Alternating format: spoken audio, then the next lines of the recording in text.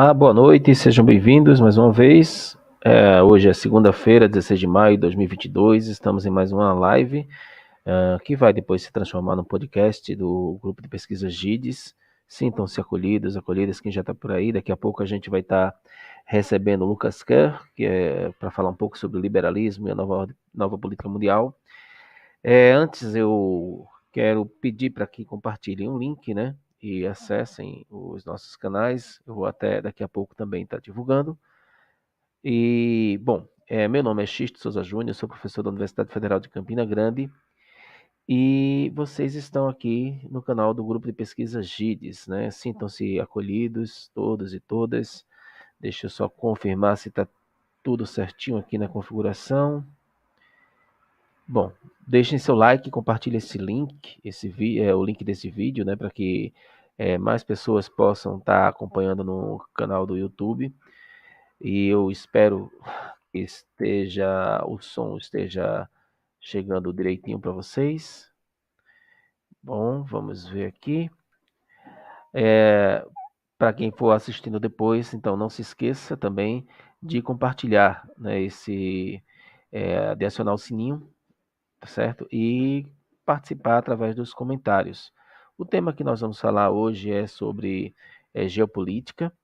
Você pode participar diretamente no chat, tá certo? Interagindo. Já estão por aqui a Ivone. Boa noite, Ivone. Boa noite, Maria. Seja bem-vinda também.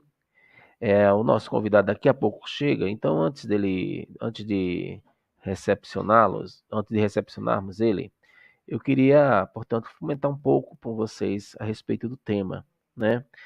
Bom, a gente vem falando, vocês já devem ter ouvido bastante. Eu espero que o áudio está chegando bem, Ivone. Por favor, confirme. É, Vocês têm ouvido bastante, possivelmente, sobre nova ordem mundial, né? Inclusive, tanto do ponto de vista científico como do ponto de vista social, pelas mídias e até mesmo pelo ponto de vista escatológico. Maria Célia está chegando aqui. Boa noite, Maria Célia também. Seja bem-vinda. Bom, vamos tentar compreender um pouco o que seria isso, né? Enquanto a gente aguarda o nosso convidado. O que é que a gente entende por nova ordem mundial, né? Num contexto, portanto, político, econômico e militar. A gente não vai entrar naturalmente no contexto do debate religioso, tá certo? Relacionada aí uma prática, né, de atuação entre os estados no plano internacional, então já merece um destaque, né? Nós relacionarmos aí a questão da diferença entre geografia política e geopolítica, uma geopolítica mais voltada para a questão da ciência política, nas relações internacionais, vamos assim dizer. E isso aí, o que a gente chama de nova ordem, ela se desenha desde a queda do Muro de Berlim, né, o fim da Guerra Fria, inclusive esse debate sendo retomado agora com essa guerra na Ucrânia e, enfim, né, a Rússia, né, invadindo o território da Ucrânia, a Finlândia agora e a Suécia assumindo posições bem ofensivas no sentido de ameaça também. Então ela vai se estender até este momento, né, tendo aí como a.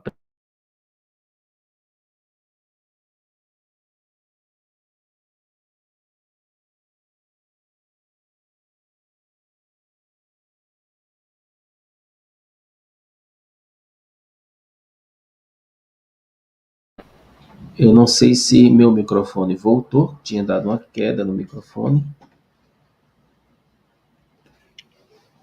Vamos ver aqui a configuração, gente, que deu um aviso aqui para mim de que o microfone ele deu problema. Só um minutinho, vamos ver se estão ouvindo. Vamos ver aqui agora. Eu acho que não.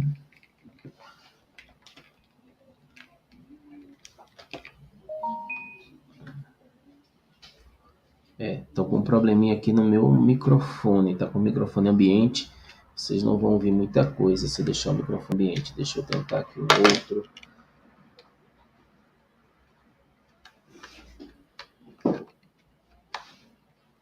Vamos ver se vai pegar agora. Bom, ainda tá com. Opa! Eu queria saber de vocês se estão me ouvindo, que parece que.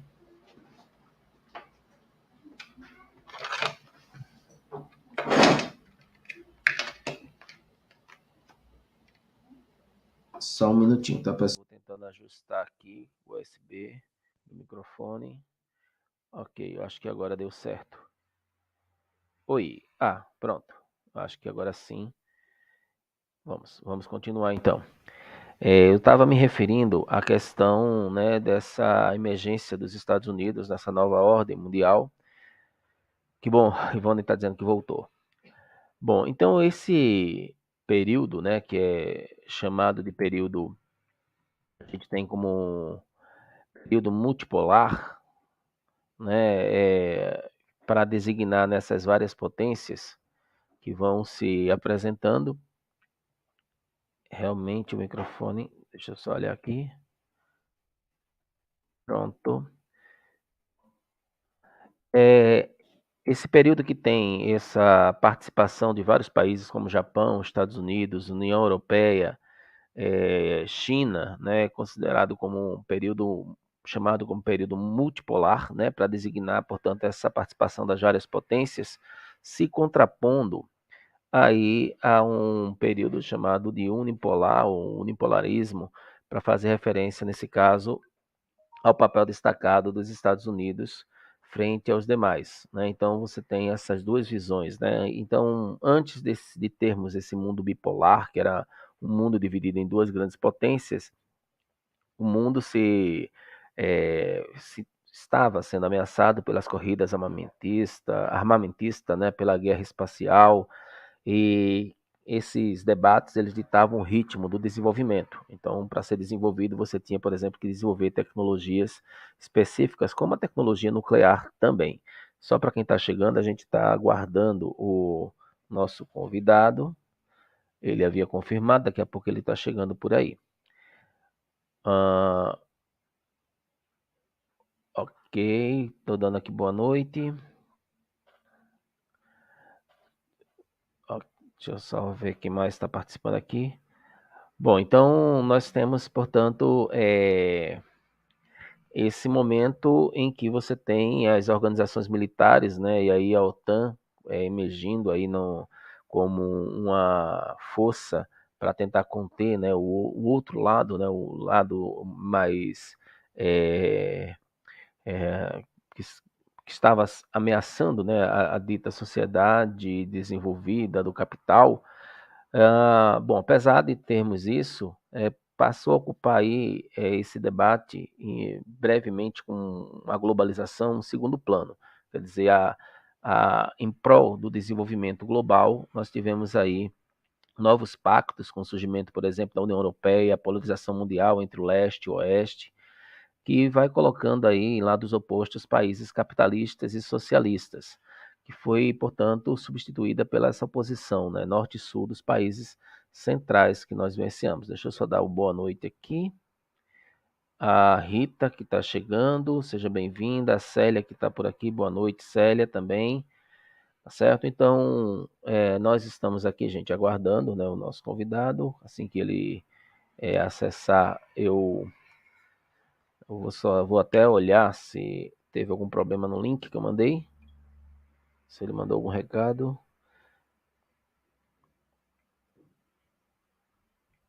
Ok, ele disse que está acessando daqui a pouco. Ele está reiniciando o computador. Bom, então nós temos, portanto, quando a gente fala de liberalismo, né, esse cenário, né, que se desenhou no pós-Segunda Guerra Mundial, onde você teve aí o advento do neoliberalismo, com a participação do Estado mínimo, e isso foi sendo incorporado principalmente no mundo ocidental.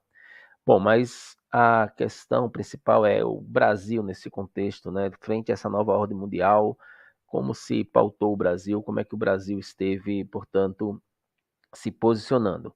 Aí a gente vai pegar da década de 80, né, que o Brasil vai ser pautado justamente numa postura política e econômica, né? No âmbito político, nós temos aí o fim do regime ditatorial, que foi substituído na década de 1980 por uma democracia presidencialista, e quando governos posteriores, portanto, adotaram a política neoliberal, como os Estados Unidos com Ronald Reagan, a Inglaterra com a Margaret Thatcher, minimizando, né, a participação do Estado ou adotando essa política de Estado mínimo, Nós tivemos, portanto, no Brasil, uma incorporação de parte desse entendimento, né, garantindo aí o predomínio da participação da iniciativa privada em setores estratégicos, inclusive como a mineração, transporte, telecomunicações e energia.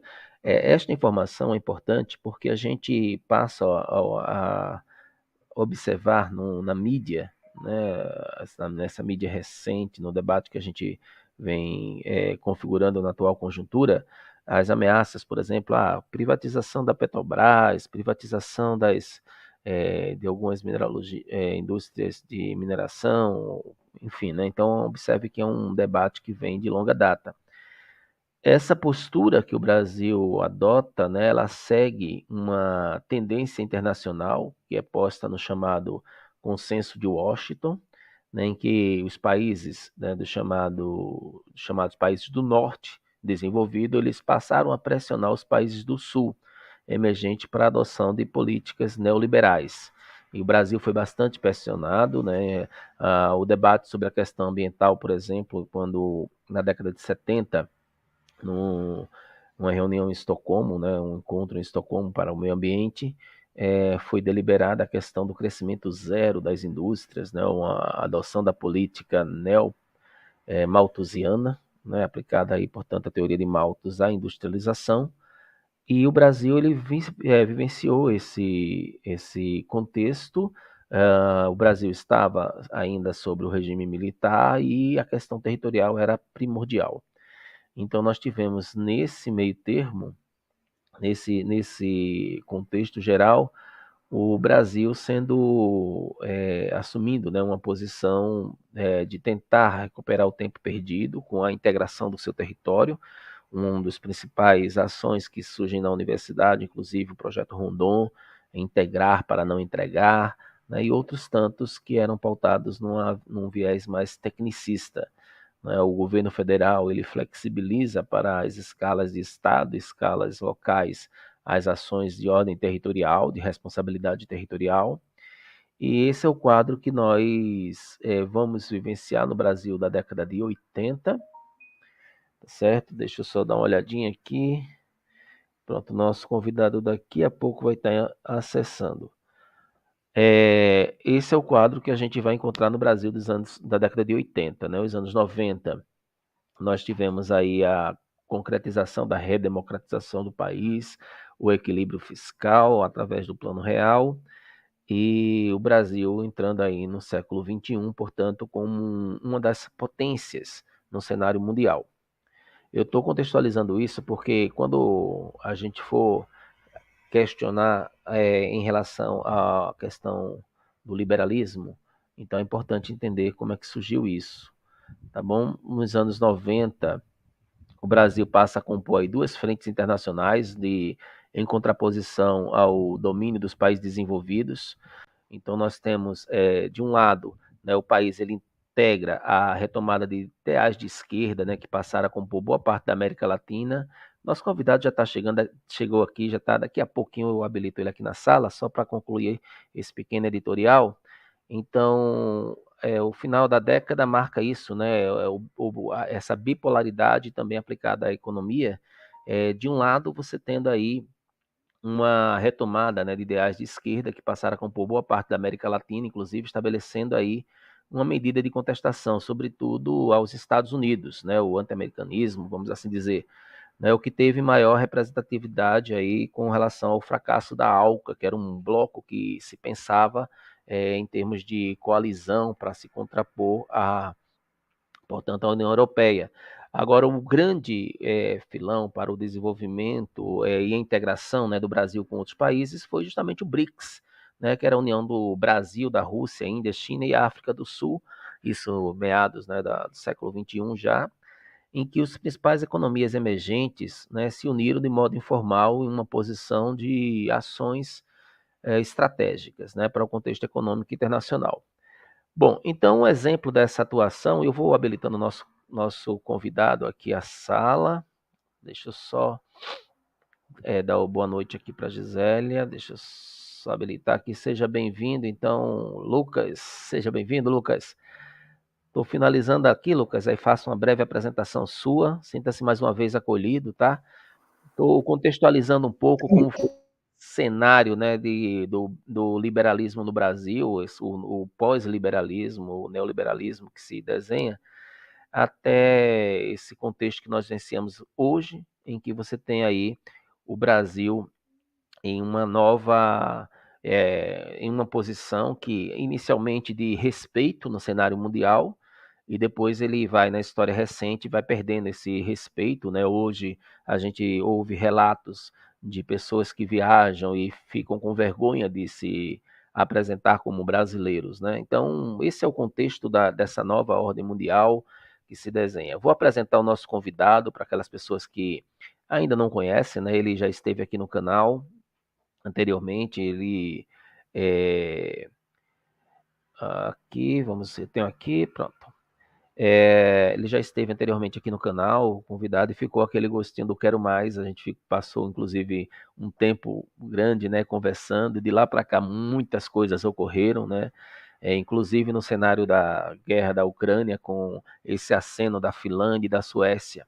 Bom, estou falando aqui com o Lucas Kerr, que é professor adjunto da Universidade Federal da Integração Latino-Americana, a UNILA, e atua como pesquisador e professor do Programa de Pós-Graduação em Integração Contemporânea na América Latina, o PPG e CAL, né, e no Bacharelado de Relações Internacionais.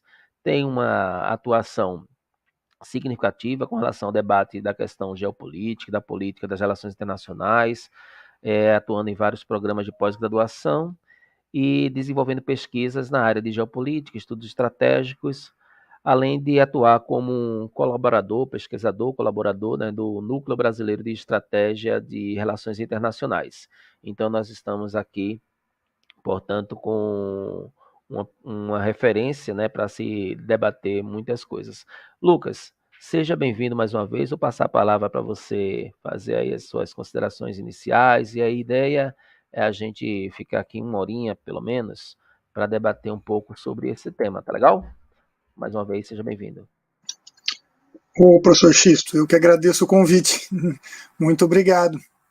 É sempre uma grande experiência poder estar voltando a debater com vocês aqui. É sempre uma honra poder colaborar com esse processo que, de uma forma ou de outra, nós educadores tentamos fazer de divulgação científica, né, na área de ciências sociais e ciências humanas. A maior parte dos divulgadores científicos são geralmente das exatas, né, ou da área de biológicas.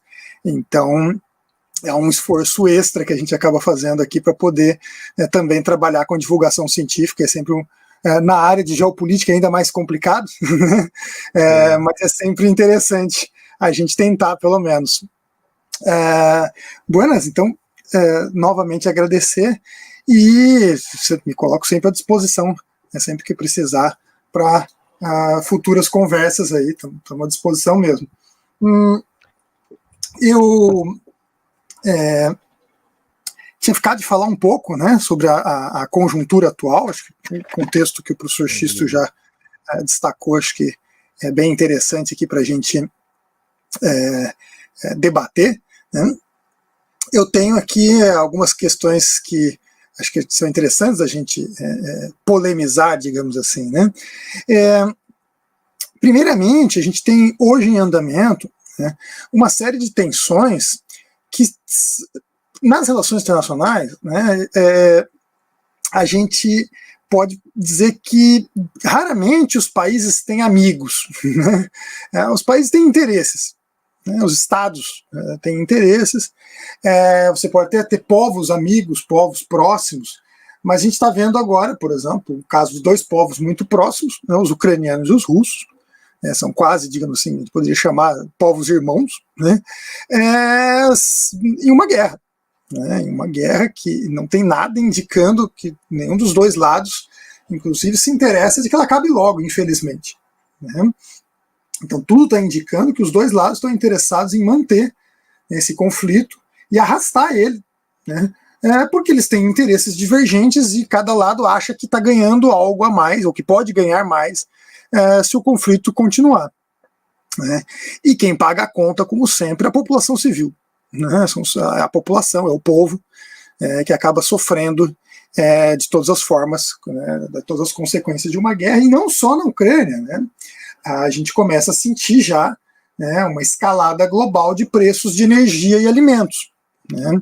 Porque Rússia, por exemplo, né, é um dos maiores fornecedores mundiais de fertilizantes. Tá? O maior fornecedor para o Brasil, por exemplo. O nosso maior fornecedor de fertilizantes do mundo é a Rússia. Né?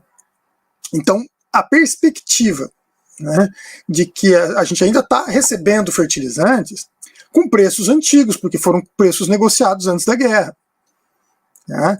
A perspectiva para os próximos contratos, por exemplo, já vão ser em outros preços. Né? Então a gente já vai sentir, se sobe o preço dos fertilizantes, sobe o preço de todos os alimentos. Esse é o primeiro problema que a gente enfrenta, e em muitos lugares a própria especulação da expectativa de que isso vai acontecer já gera um aumento dos preços antecipado. Né? Soma-se a isso a redução da safra. Né? A safra russa, a safra ucraniana desse ano, de grãos, principalmente trigo. Né, os dois países são grandes produtores de vários tipos de grãos, né, cevada, trigo é o mais importante, mas vários que vão afetar o mercado mundial, porque se você tira 10% do fornecimento de trigo, por exemplo, do mercado mundial de uma vez, né, ou tem a expectativa de uma quebra de safra grande, né, ou de uma safra que não vai ser exportada, que seja esse o caso, né? A safra ucraniana dificilmente vai ser exportada agora com esse conflito, e talvez tudo que pudesse sair pelo Mar Negro talvez fique inviabilizado, inclusive parte da produção russa. Né? Então se cria um problema extra para o setor alimentício em escala global. Né? Você tira uma parte da produção global de grãos do mercado, os preços todos sobem. E aí sobe junto, não só o preço do trigo, né? Sobe junto tudo que pode substituir o trigo. Né? Então, qualquer produto que possa, ou outros grãos parecidos que vão substituir, esses tenderiam a aumentar junto. Tá? Então, a gente vai sofrer, né, consequências, já estamos sofrendo algumas consequências do conflito. No caso do Brasil, a situação é um pouco pior, porque a gente já vinha com um problema de inflação fora de controle, na verdade, eu arriscaria dizer desde o governo Temer, né, que a inflação já estava acima das médias dos anos anteriores, com uma diferença do governo Temer para cá. Antes, a gente tinha uma tendência, né, nas décadas anteriores, pelo menos nos anos 2000 até meados dos anos 2010, né, de governos que tentavam repor a inflação no aumento do salário mínimo. Né? Todo ano, o aumento do salário mínimo tentava repor a inflação, em alguns casos chegou a se fazer reposições, aumento do salário mínimo acima da taxa de inflação, né? Em alguns anos. E então isso aumentava o poder de renda, né, o poder de compra, né, da média da população. Tá? Além disso, a gente teve, né, uma grande expansão econômica nos anos 2000, que acabou na década de 2010, em meados da década de 2010. Né? Esse ciclo de expansão econômica gerou, né, uma expansão do consumo, né? E a crise, o colapso desse ciclo, em alguma medida, também acabou puxando, né, o aumento dos custos de vida, inclusive, né, com o aumento dos preços de uma série de coisas básicas, né, como energia e alimentos. Então, a gente já vinha numa escala de problemas nos últimos anos, né, de redução do poder de compra médio da população frente a um aumento da inflação, ou de uma inflação que não era reposta, inclusive, nos salários, por exemplo, dos servidores públicos, e isso tem um efeito em cadeia. Né? Se o governo injeta menos dinheiro na economia, tem menos dinheiro circulando. Né? Sem menos dinheiro circulando, tem menos negócios acontecendo. Né? Então, menos pessoas estão comprando menos, né, e vendendo. Opa, pode falar, professor X. Eu, assim, como temos muitos colegas, né, que participam online e acompanham depois que não são diretamente da academia, eu queria que para dar continuidade, dar um esclarecimento. Qual a tua concepção, se você pudesse falar um pouco sobre essa questão, sobre liberalismo, porque a gente está ouvindo tanto na mídia ultimamente, né? A gestão está com um perfil liberal. O que a gente vê é o iliberalismo, que é uma ameaça de uma extrema direita avançando no mundo, né? Como essa visão que você observa, aí eu teria depois um roteirozinho para a gente ir dialogando, tá certo? Claro, claro. Então, eu usei o tema da guerra justamente para tentar chegar nesse ponto, né, de que, em grande medida, eu arriscaria dizer, né, que a gente já vinha com problemas econômicos, né, de muito tempo, em partes por excesso de liberalismo econômico, tá, em setores específicos que nos traziam problemas, né, principalmente aumento das desigualdades sociais, aumento do poder a concentração de renda, né, e a redução do poder de compra da média da população. Né. E esse problema foi agravado pela pandemia, tá, foi agravado por uma série de decisões equivocadas que o atual governo e o governo anterior tomaram, né, nesse sentido de um ultraliberalismo, eu diria, no plano econômico, com redução do liberalismo no plano político. Eu já vou tentar fazer as diferenças das duas coisas, né, que acabam gerando justamente essa crise, uma crise política permanente, né, porque junto com a crise do liberalismo político, digamos assim, vem a crise do modelo democrático, né, que a gente tem, e do outro lado, o excesso de liberalismo do ponto de vista econômico, né, em que, por exemplo, governos deixaram de ter reservas, por exemplo, de alimentos. Né? Muitas municipalidades, nesses últimos anos, deixaram de ter grandes reservas de alimentos, nos CEASAs, por exemplo, né, que foram privatizados.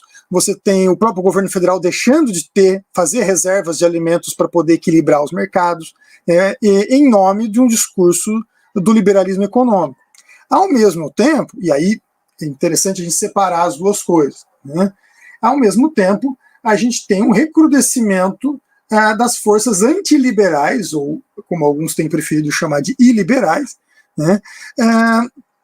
Eu ainda prefiro o conceito mais tradicional de antiliberal, né, no ponto de vista político, né, com a ascensão principalmente de políticos de extrema-direita, né, que defendem justamente uma visão populista, digamos assim, né, e que o populismo de direita, e aí eu acho que é populismo mesmo, né, não é a ideia de um governo popular, né, porque aí tem um problema, que muitas vezes se classifica governos populares de populistas para, né, tratar pejorativamente das políticas populares, pensando em políticas populares não só aquelas que dão popularidade para um governante, mas aquelas que beneficiam a maioria do povo.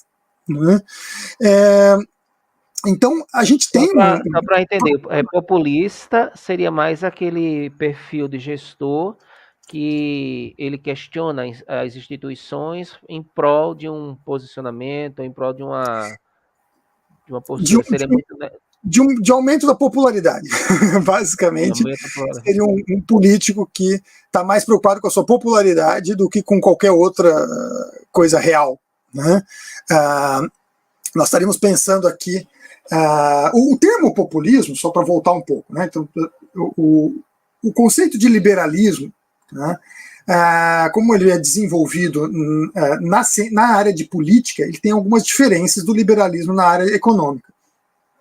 O liberalismo político tradicional, digamos assim, ele nasce da tentativa das aristocracias e das burguesias nos séculos XVII, XVIII, de evitar uma guerra civil, né? De fazer uma transição para um sistema pós-monárquico ou pós-absolutista, né? Evitando as guerras civis que estavam acontecendo em vários outros países, chegando a um pacto entre as elites, né, de que eles iam ter um sistema político, de competição política, com eleições e algum grau de concorrência entre os partidos das elites, né, que naquele período só elites participavam da política, né? E a ideia seria que isso viabilizasse algum grau de democracia, né? E geralmente esse liberalismo político tradicional ele está associado muito ao modelo britânico, né, de ter uma mescla de monarquia com parlamentarismo, com, né, um parlamento com duas câmaras, Senado e Câmara de Deputados, que vai ser um modelo depois adotado, que é um modelo trazido, na verdade, pela Revolução Republicana de Orange, né, que fracassa, mas que fica, o parlamento desse jeito, com representantes, inclusive, que não eram lords, né, não eram da nobreza, e eram representantes digamos assim, do povo, inclusive, né, na Câmara dos Deputados, principalmente. E esse modelo ele é aprofundado e radicalizado, eu diria, na Revolução Francesa. Né, a Revolução Francesa, o iluminismo, digamos assim, dos séculos XVIII para o XIX, a Revolução Francesa tende a radicalizar um pouco isso, né? Ideias como liberdade de expressão, igualdade jurídica, né? Igualdade política, ou seja, o que é igualdade política? É o direito de todo mundo ter o mesmo peso no voto. Né? Eu voto, cada cabeça um voto. Né? Cada cabeça um voto. Porque o que acontecia antes? Né? Você tinha sistemas políticos que foram criados nesses períodos intermediários entre o absolutismo e transições para modelos mais liberais, em que, por exemplo, uma pessoa, um lord, tinha um peso, o voto dele pesava muito mais do que de qualquer outra pessoa. Né? Então é como se o voto dele contasse 10 vezes ou 20 vezes mais, dependendo da quantidade de terra que ele tinha ou da renda. Né?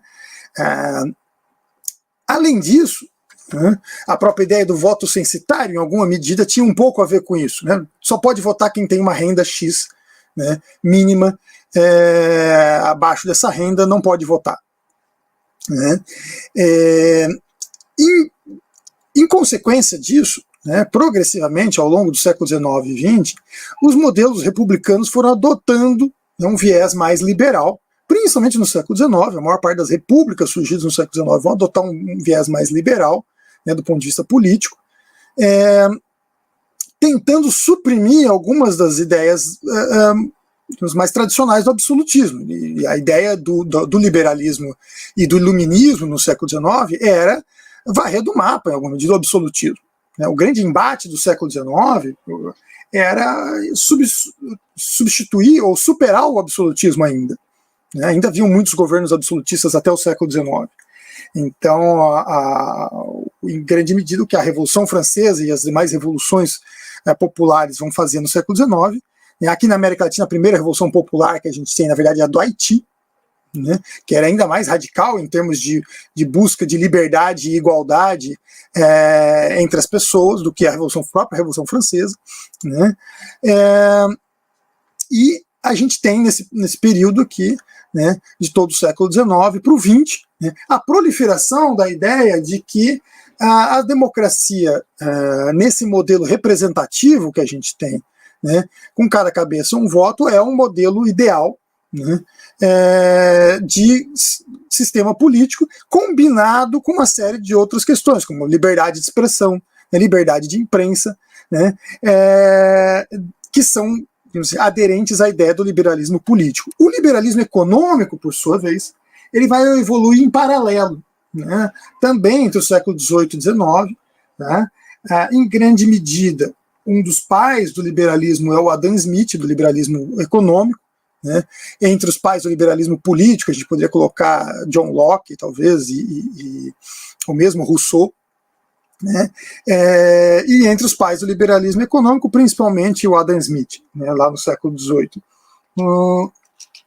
O Adam Smith não era um neoliberal, não era um liberal tão radical do ponto de vista econômico como os próprios, digamos assim, Adam Smithianos, né, os seguidores do Adam Smith, radicalizaram o liberalismo ainda mais do que ele.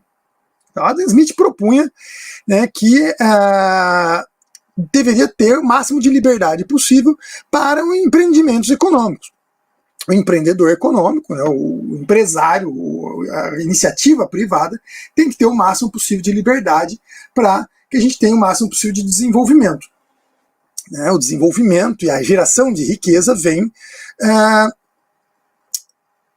do trabalho, né, e da produção de produtos. né, e de riquezas, digamos assim, vem da produção. Né? A produção industrial, inclusive, ele já identificava como a mais importante. Tá? Tem um debate nesse período entre Adam Smith e David Ricardo. David Ricardo defendia que a riqueza vinha da terra. Né? Em última instância, toda a riqueza vinha da terra. Adam Smith foi o primeiro a mostrar que, olha, não é bem assim. Tem toda essa coisa da indústria aqui, do comércio, que estão gerando muito lucro no mundo todo. Adam Smith, inclusive, chega a comparar a Inglaterra e a China daquela época. A China que tinha passado por um longo período de maior fechamento econômico, e enquanto a Inglaterra tentava se expandir mais, mas ele nunca defendeu, por exemplo, o fim do Estado, como um regulador das relações econômicas e sociais. O próprio Adam Smith reconhecia que era importante o Estado ter um papel regulador. Os seguidores do Adam Smith que vão radicalizar esse ponto e defender que todas as atividades produtivas e econômicas, tudo que pode gerar riqueza, tem que estar na mão da iniciativa privada. O Estado não deve empreender nem interferir nas relações de mercado. Isso é uma radicalização a partir das ideias do Adam Smith, que defendia a importância do mercado, e das leis do mercado, as leis de mercado ligadas à livre concorrência, isso traria para nós maior desenvolvimento, maior eficiência econômica, segundo Adam Smith, maior eficiência econômica e, portanto, um aumento da riqueza, um aumento do volume total de riqueza produzido numa economia ou numa sociedade.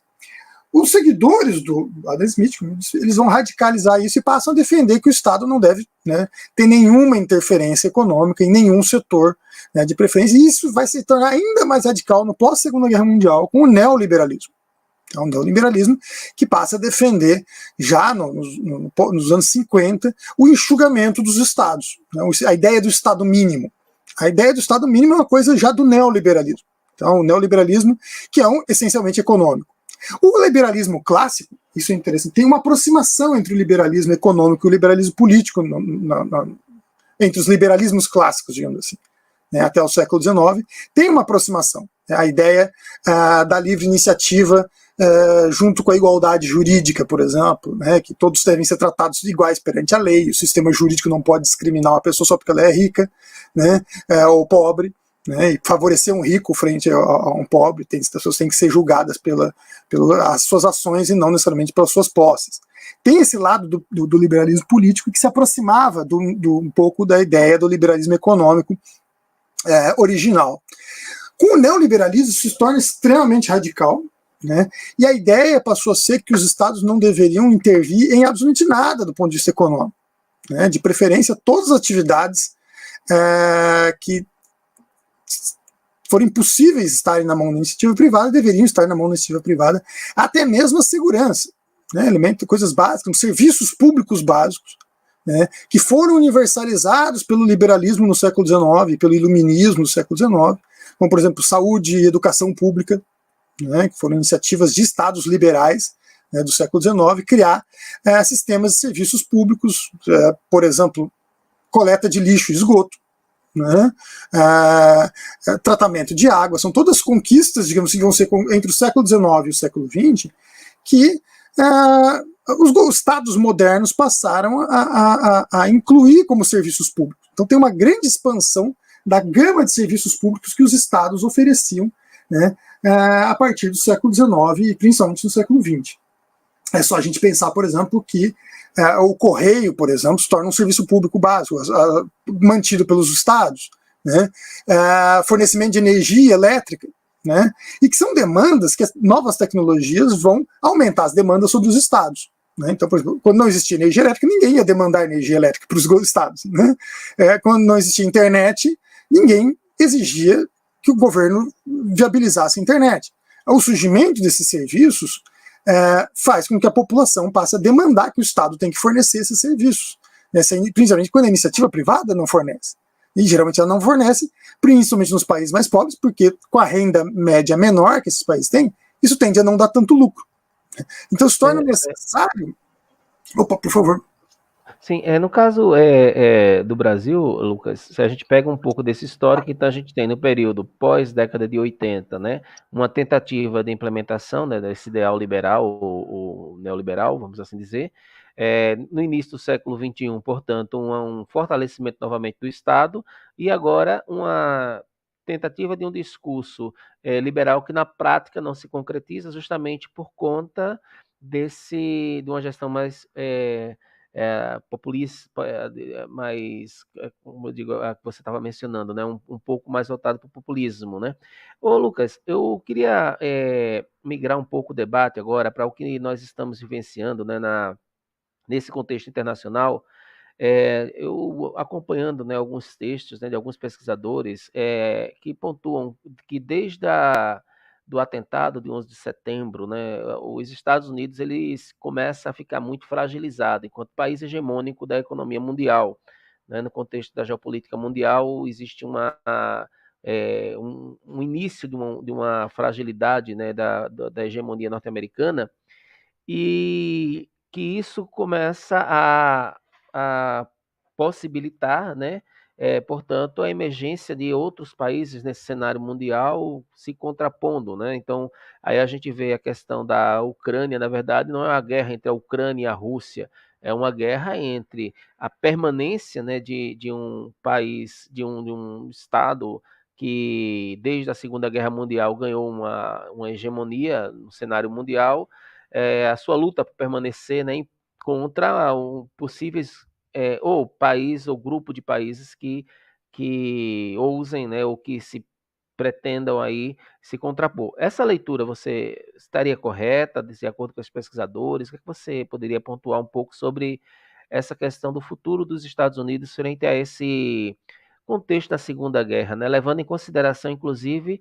a recente consulta, né, popular em que os americanos eles não estão vendo com bons olhos, não estão se agradando muito com relação à posição dos Estados Unidos nessa guerra da Ucrânia. O que é que você visualizaria um pouco sobre isso?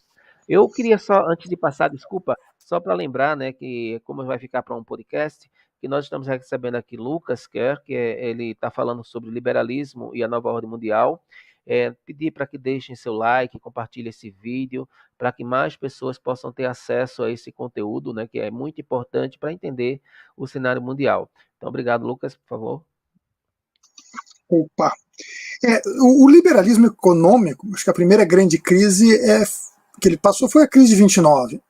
Né, praticamente sepultou o liberalismo econômico e todos os estados passaram a adotar medidas intervencionistas e o Estado se tornou o grande empreendedor na maior parte das economias do mundo. Né. Todas as grandes economias têm um Estado grande, né, com uma grande quantidade de funcionários públicos, com uma grande capacidade de prestação de serviços públicos, né, na maior parte, todas as grandes economias, isso se desenvolveu, né,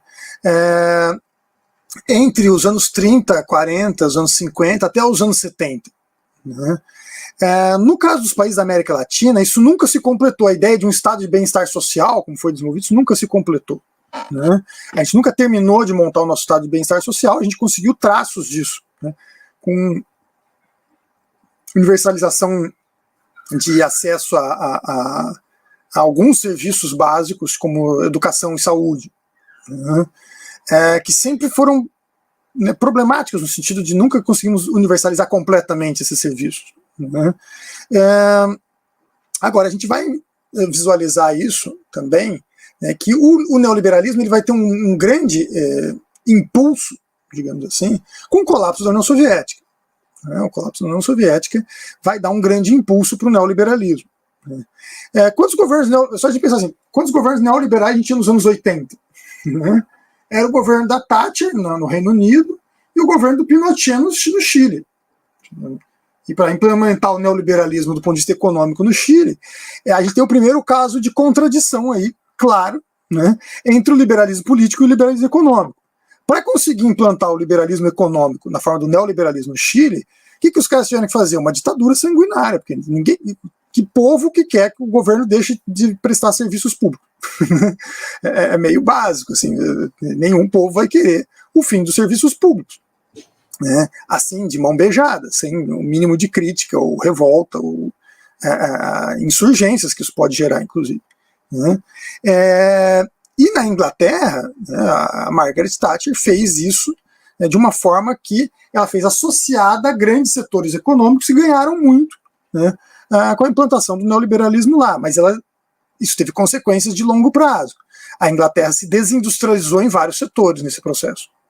Tá? Uma das consequências, então, do neoliberalismo, mesmo em grandes potências que implementaram ele, é o processo de desindustrialização. Tá? E, em alguma medida, todo esse bloco, assim, da OTAN, né, principalmente esse bloco anglo-americano, Estados Unidos e Inglaterra, se desindustrializaram nas últimas décadas. Tá? Tem uma perda o que seria uma desindustrialização relativa nesse caso, né? Esses países perderam indústrias que faziam parte da sua economia. Então, se os Estados Unidos tinha lá 1/4 da sua economia era PIB industrial, hoje vai olhar 15%. Ele perdeu o PIB industrial em termos de porcentagem do PIB, né? E às vezes essa perda é ainda maior, se a gente considerar a quantidade de empregos na indústria. A quantidade de empregos na indústria. Os Estados Unidos já teve muito mais pessoas empregadas na indústria do que tem hoje. Então, teve uma redução do emprego na indústria e uma ampliação da geração de emprego no setor de serviços. Passou a ser uma economia que dependia mais de serviços do que da indústria. E o que eles conseguiram manter de indústria com as políticas neoliberais, em grande medida, foi essa mescla que a Thatcher criou, né, de neoliberalismo econômico limitado, né, a os demais setores da economia que não incluem a indústria de defesa. Né? Ou seja, o complexo industrial militar foi poupado, na prática, desse excesso de liberalismo. O complexo industrial militar desses países continuou sendo protegido. E esse complexo industrial militar continuava impulsionando, né, políticas, portanto, conservadoras, né, e neoliberais, porque ele estava protegido, continua sendo protegido. Né? Eles foram criando uma série de barreiras técnicas, uma série de políticas que na prática protegiam e continuam protegendo os seus respectivos complexos industriais militares. Né? Isso vai levar, em grande medida, à atual situação na qual esses complexos industriais militares têm tanta força, né, em alguns desses países, que eles conseguem impor ou manipular, né, a política externa desses países a ponto de gerar guerras como as que a gente está assistindo hoje. Né, uma guerra jogando a OTAN contra a Rússia, uma guerra perigosíssima, porque os dois lados têm armas nucleares. Né, e para ter uma escalada, é óbvio que a Rússia não vai escalar de repente, usar armas nucleares do nada, mas para ter uma escalada ali, está ficando fácil, digamos assim. Né, a OTAN está jogando uma quantidade absurda de armas nas mãos dos ucranianos, e isso, principalmente armas antitanque e antiaéreas, que estão cobrando um custo alto dos russos. Né. Qual cenário? Qual cenário que você visualiza? Porque hoje a Finlândia confirmou, né, que tem interesse. Uma coisa é ela dizer que quer, outra coisa é a OTAN aceitar, né? Que se, salvo engano, de acordo com a norma, se um dos países que integram não aceitar, bom, enfim, né? Mas Isso. como você visualiza? Porque de um lado teve um posicionamento do Putin que inclusive saiu na matéria, acho que foi em um dos jornais, acho que foi da Globo, enfim, meio que interpretando que Putin aceita a OTAN de forma alguma, totalmente, o discurso dele foi outro, ele disse, olha, nunca tive problemas com a Finlândia e tal, então meio que eles quiseram colocar um discurso de que estaria tudo bem para Putin, mas não está, a gente sabe disso, que o motivo da guerra contra a Ucrânia é justamente o fato da Ucrânia ter acenado o interesse com a OTAN. Como você visualiza, Lucas, o desdobramento dessa questão? Eu vejo como complicado. Não acho que os russos estão felizes não com a entrada de mais países na OTAN. Por outro lado, a Rússia está mergulhada numa guerra na Ucrânia. Não tem como, nesse exato momento, na atual conjuntura, né, sem declarar guerra na Ucrânia, resolver a guerra na Ucrânia primeiro, ela não tem como invadir a Finlândia, por exemplo. Né? Então, a Rússia não vai sair invadindo a Finlândia e a Suécia. Tá? A Finlândia e a Suécia já são parceiros da OTAN. Né? Já tem tratados de amizade com a OTAN.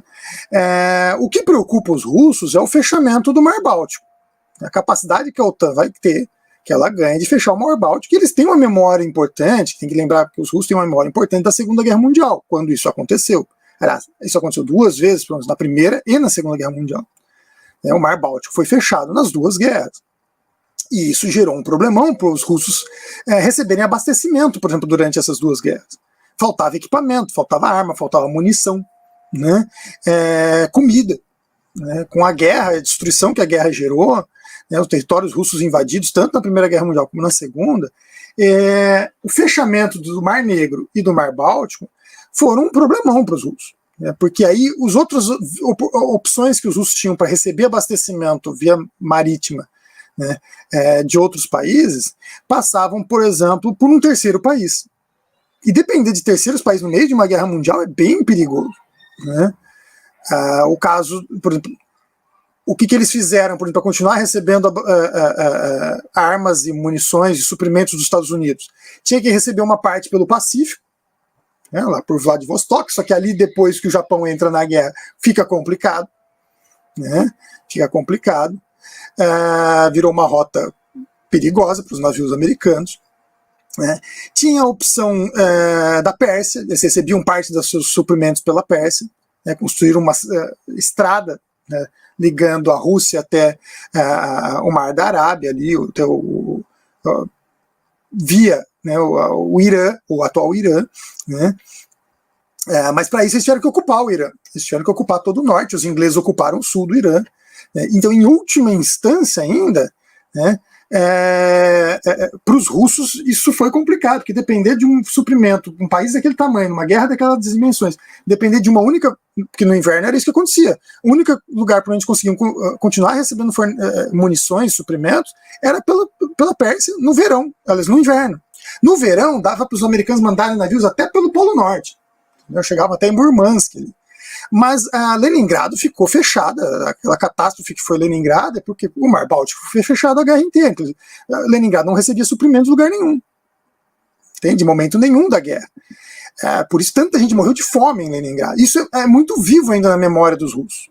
Né?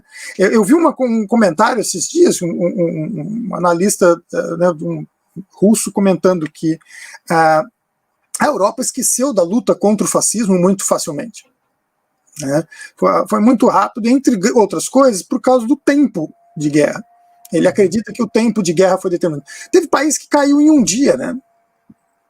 Teve país que Bélgica, Holanda, Luxemburgo lutaram muito pouco tempo contra os nazistas. Né? Os governos foram derrubados, eles foram ocupados e passaram a ter governos de ocupação. Né? Mesmo a França durou quanto tempo? A invasão foi quanto tempo a França conseguiu resistir à invasão alemã? Entende? Foram 45 dias, não deu 2 meses, e a França caiu. Né? Os russos lutaram por centenas, na verdade mais de 1000 dias, né? Foram 4 anos lutando contra os alemães. Então, e eles perderam 20 milhões de pessoas, né? 20 milhões de vidas, que é uma estimativa básica, né? Uma estimativa básica, porque o número de pessoas que realmente morreu na guerra a gente nunca vai saber. Porque chegou um ponto que os próprios soviéticos pararam de contar. Entende? Depois que passou, por exemplo, de 5 milhões de mortos na defesa de Moscou, o próprio Stalin mandou parar de contar os mortos. De fome, de guerra. Parem de contar isso aí, que melhor ninguém ficar sabendo. Parem de contar. Porque se a gente continua contando, um dia vão dizer que devia ter entregado Moscou, ou coisa do tipo. Né? Então, para a Rússia, a luta contra o fascismo tem um simbolismo muito grande. Né, até hoje. Tanto que eles chamam a Segunda Guerra Mundial de Grande Guerra Patriótica. Né? Então é difícil entender essa relação que os russos têm e essa crise que os russos estabeleceram com a Europa agora, tá? E com a OTAN, sem lembrar disso, tá? Da memória do quanto isso é impactante para os russos. O Brasil não tem nenhuma guerra, nem de longe, que a gente perdeu tanta gente em nenhum momento da nossa história. Né? Talvez só se a gente considerar as guerras de colonização, que mesmo assim foram lentas e, né, foi um outro tipo de processo, né? Não foi tão intenso assim, tão rápido. Para os russos foi muito traumático. E hoje a Rússia se vê de novo cercada, como na época da Segunda Guerra Mundial. Né? Ela esteve cercada. Então, se tiver uma guerra com a OTAN hoje, por onde os russos podem receber suprimentos, entende? Então a entrada da Suécia e da Finlândia, eles vêm com desconfianças, porque mais uma vez o Mar Báltico pode ser fechado. O que a Rússia fez para diminuir o tamanho do problema? Né? Nos últimos anos, na última década, principalmente, aumentou a quantidade de conexões que ela tem terrestres com os países asiáticos, né? Via Ásia Central, Cazaquistão, né? Uzbequistão, até a China, né? Mongólia, China, e melhorou suas saídas para o Pacífico. Então, hoje a Rússia tem condições de exportar grande parte da sua produção de gás, por exemplo, e petróleo, pelo Pacífico, né, caso seja fechada a torneira para a Europa, digamos assim. O fechamento do gás, e aí assim, o Putin tem várias opções, tá, antes de uma escalada pior. Tá? O Putin pode, por exemplo, cortar o gás para a Europa, de uma vez. Como ele tem feito, cortando para um país ou outro. Olha só, caiu aqui o suprimento para a Europa hoje, olha que coisa. Culpa dos ucranianos, ninguém nunca vai saber. Cortamos gás para a Polônia aqui, porque os polônios não querem se adequar ao sistema de pagar em rublos. Né? E aí vai gerando essas crises, vai cortando. Nós vamos parar de usar esse gasoduto que passa pela Polônia. Né? Que é uma punição para a Polônia nesse sentido também, por estar ajudando a Ucrânia. Né? Quando eles deixam de usar um gasoduto que passa pela Polônia, isso significa inclusive que os royalties que a Polônia receberia, ela não vai receber pela passagem do gás e do petróleo por lá, que é um gasoduto antigo da época soviética, né, da época do bloco soviético, né, que visava abastecer a Alemanha Oriental, foi o primeiro gasoduto que abastecia a Alemanha Oriental ainda, né, e agora eles estão cortando. Né? Então, isso é uma escalada, é uma resposta que os russos estão dando. Eles deram uma resposta para a Finlândia, né? Para parar de exportar eletricidade para a Finlândia. Isso tem um efeito, né? Tem um efeito imediato, porque isso vai subir, vai faltar eletricidade, vai aumentar o preço da eletricidade na Finlândia. Né? Vai aumentar o gás para toda a Europa. O preço do gás e do petróleo para toda a Europa vai aumentar. Né? Então, assim, esses países, um país que depende 100% de gás russo, vai ter problemas. Os países bálticos, por exemplo, defendem 100% do gás russo. Né? Então, eles vão ter problemas se eles continuarem apoiando, né, o esforço de guerra ucraniano. E a Rússia ainda pode declarar guerra à Ucrânia. Tem que lembrar que para os russos eles estão declarando isso, o processo todo até agora, com a missão de imposição de paz pela força. Uma missão de imposição da paz para eliminar grupos rebeldes e tentar, assim, resgatar, né, a Ucrânia, né, de um colapso que está levando a um governo fascista, segundo eles. Né?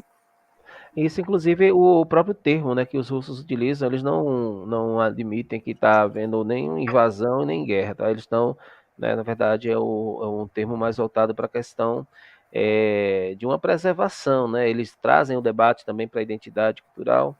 Bom, hoje nós estamos recebendo aqui mais uma vez, está visitando o grupo de pesquisa GIDES, né? Você gosta de ser chamado mais de como? Cientista político? A tua formação, assim, da tua formação? Eu tenho uma formação híbrida, né? Muito diversificado, né? Então, pode ser de cientista político, ou analista político, ou analista de geopolítica, como vocês preferirem. Né?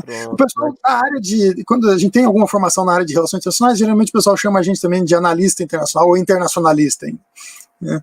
Então, como você está fazendo uma análise, então eu vou chamar de analista político, né? O Lucas Kerr, ele está debatendo um pouco sobre essa questão do liberalismo e a nova ordem mundial.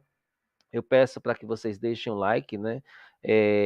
Acionem o sininho, compartilhem o link deste vídeo para que outras pessoas tenham acesso também a mais informações, informação de qualidade, né? A gente está aqui com um especialista no tema, né? Não é feito esse geógrafo que faz uma leitura geral, ele tem a leitura especializada.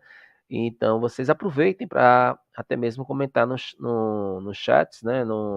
Deixar o comentário ou algum questionamento, alguma pergunta. Lucas, você falou aí a questão do posicionamento, né, do Putin. Saiu, né, uma reportagem na revista Exame, em que o Vladimir Putin ele disse que o pronunciamento dele, né, que ele vê como um erro, né, do finlandês, né, essa adesão, esse interesse pela adesão à OTAN. E o termo que ele utiliza é que isso foi uma declaração que ele fez, né, divulgada pelo Kremlin. E o termo que ele vai descrever é que isso remete a uma ameaça à segurança, né? Então, para mim foi uma palavra forte, né? Uma palavra de ordem, ameaça à segurança, porque só nos vem à cabeça o fato de que ele é aquele tipo de pessoa que tem o poder do botão na mão para ter uma ameaça nuclear. Recentemente teve a apresentação do torpedo nuclear, né, que inclusive, eu não sei como é que está o clima aí, Lucas, porque ontem a gente falava sobre o avanço da massa de ar Bem frio fria, aqui, bem aí frio. bastante, né? A gente estava pontuando aqui na live que tá a massa de ar pegando carona aí no ciclone extratropical, vai derrubar, inclusive, para amanhã e depois da manhã, viu, Lucas? Esquentar mais a água aí, porque vai precisar.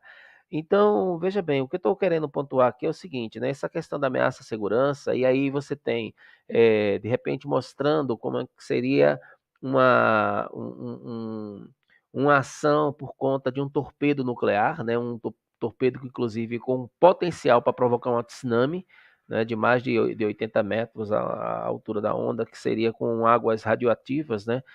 Que para nós da geografia isso é bem compreensível no sentido desse tipo de ameaça, porque eles não jogariam uma bomba nuclear, vamos assim dizer, ou mesmo aquelas inteligentes, né, para que se espalhasse na atmosfera, porque ali pega os ventos que voltam para a Rússia. Os ventos que saem ali são ventos que têm o direcionamento indo em direção ao território russo.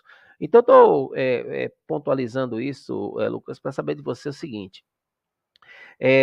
Você vê que o input, uma pessoa, um gestor, né, um chefe de Estado, que se pressionado muito poderia chegar a um extremo, ou você acha que isso está mais para, tipo assim, olha, vamos sempre colocar os pés no chão, porque eu posso fazer isso, sabe? O que eu estou querendo dizer é o seguinte, vê a ameaça como uma possibilidade de ser real?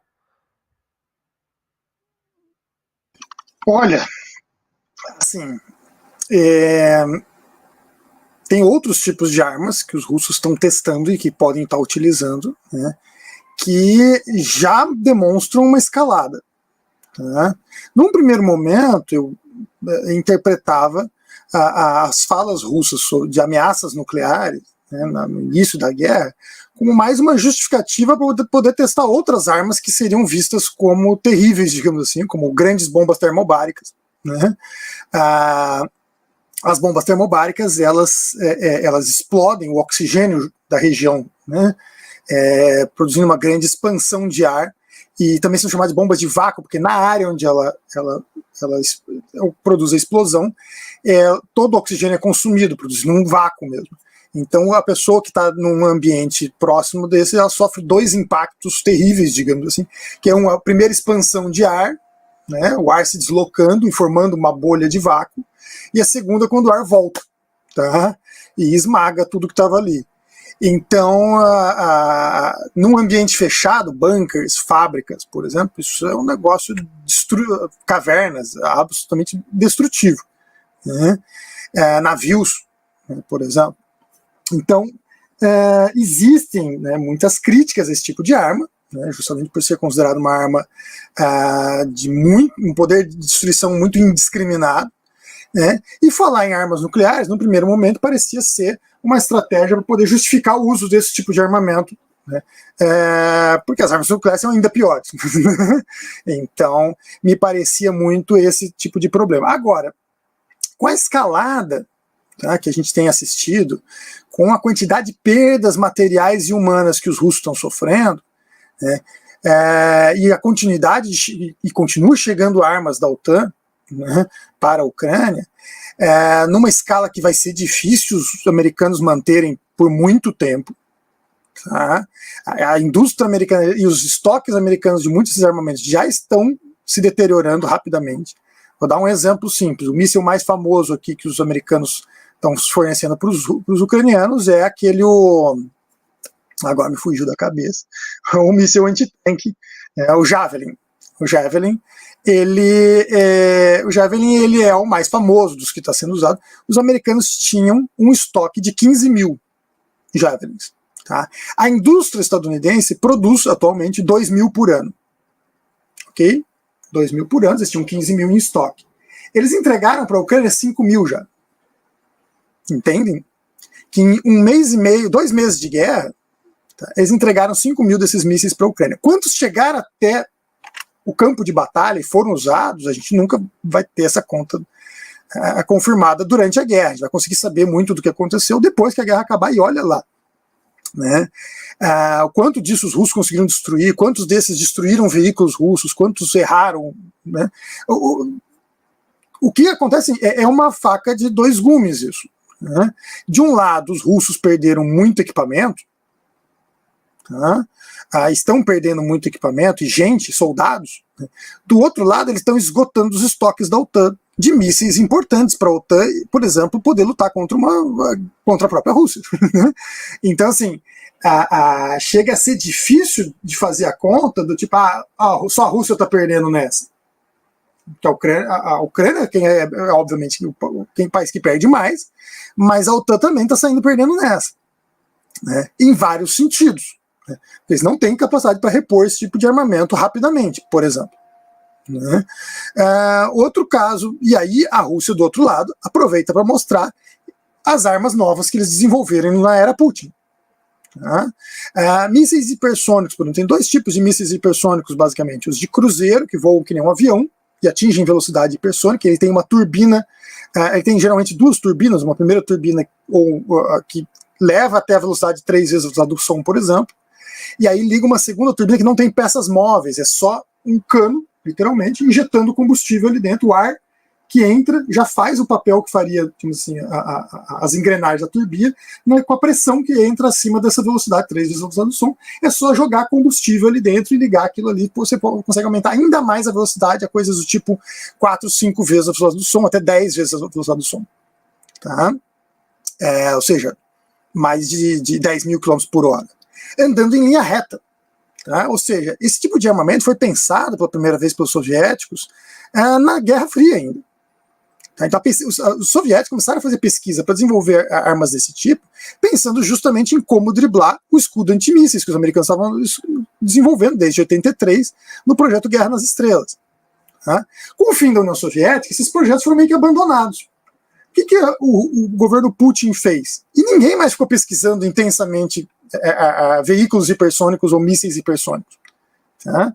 Quem continuava fazendo pesquisa um pouco nessa área era a NASA, pensando em fazer um sistema de decolagem, né, alternativo ao uso de foguetes. Né? Porque se você atinge uma velocidade de 10 mil km por hora, é só mudar a direção e virar e você sai da atmosfera. Tá? Com uma velocidade inicial dessa, aí você não precisa mais claro, no espaço aí você precisa de controle por foguetes, mas vira uma espaçonave. É fácil fazer um avião espaçonave, teoricamente. Né? Se fosse fácil mesmo, eles já tinham conseguido. Mas teoricamente é fácil. Tem vários protótipos sendo desenvolvidos e tal. O que acontece? Os americanos estão muito atrasados na pesquisa com esse tipo de coisa, comparando com os russos. Por quê? Porque não teve uma pressão sobre os Estados Unidos que exigisse que eles desenvolvessem esse tipo de equipamento. Né? E eles ficaram, em grande medida, nos últimos anos, nas últimas décadas, nos últimos 30 anos, pós-Guerra Fria, meio perdidos, né? Desenvolvendo projetos que também eram da época da Guerra Fria e que visavam apenas impor a sua hegemonia. Né? Projetos militares que visavam impor sua hegemonia no mundo, ou seja, projetos, muitas vezes equipamentos para fins, digamos assim, imperiais, tá? Bombardear países, por exemplo, a partir do mar ou do ar, em longas distâncias. Tanto que tiveram dificuldade para, por exemplo, estabilizar países como Afeganistão e Iraque. Tá? Porque toda a indústria bélica, toda a estratégia americana não foi pensada necessariamente para ocupação de países, foi pensada para bombardear países. Tá? Bombardear países de longe, de preferência, mas para ter um mínimo de perda, o trauma do Vietnã, né? Bombardear de longe para não ter perdas de soldados, ter um mínimo de perda de pilotos, de coisas do tipo. A Rússia agora aproveitou a era Putin, digamos assim, para retomar os investimentos na sua indústria de defesa, principalmente depois do aumento do preço do petróleo a partir de 2003, 2004, ali, tá? Já na esteira da crise depois que os Estados Unidos invadem o Iraque, né, em 2003, a partir daquele momento o preço do petróleo começa a subir. Né, lentamente, até que chega em 2008 a $150 o barril, não sei se vocês lembram disso. Né, em 2008 tinha chegado em $150 o barril, depois caiu e continuou oscilando em torno dessa média de $50 a $70 o barril, né, em alguns momentos de crise, chegando a $100 o barril. Agora, essa semana, acho que teve dias, chegou a 120, que já é um alerta de que as coisas estão ficando problemáticas de novo. Né? Essa crise, e aí, com o preço do petróleo e do gás lá em cima, a Rússia consegue continuar ganhando muito dinheiro. Entende? Que as sanções não têm efeito nenhum para a Rússia. Olha que ironia. Você faz uma série de sanções para a Rússia esperando que ela quebre economicamente, mas aí o preço do petróleo e do gás sobe e a Rússia equilibra as contas de novo. Entende? As sanções não funcionaram nada. E quem está pagando a conta das sanções é a Europa. Você acha que houve um certo amadorismo? Sim, antes de perguntar, eu queria, mais uma vez, né, eu estou falando sempre essas pausas, Lucas, porque a gente depois vai postar no podcast, tá?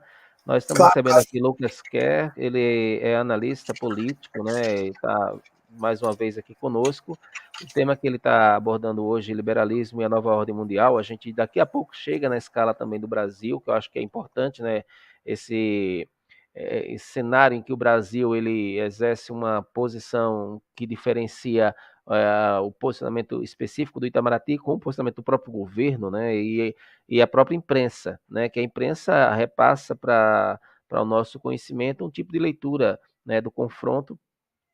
Mas o que eu ia perguntar, Lucas, você acha que os Estados Unidos exerceu um certo amadorismo, porque eles parece que estavam mal acostumados, né, no sentido de que desagradava de uma coisa, ia lá e ocupava, ia lá e mandava soldados. Agora a gente vê, primeiro que depois do fim da ex-União Soviética, né?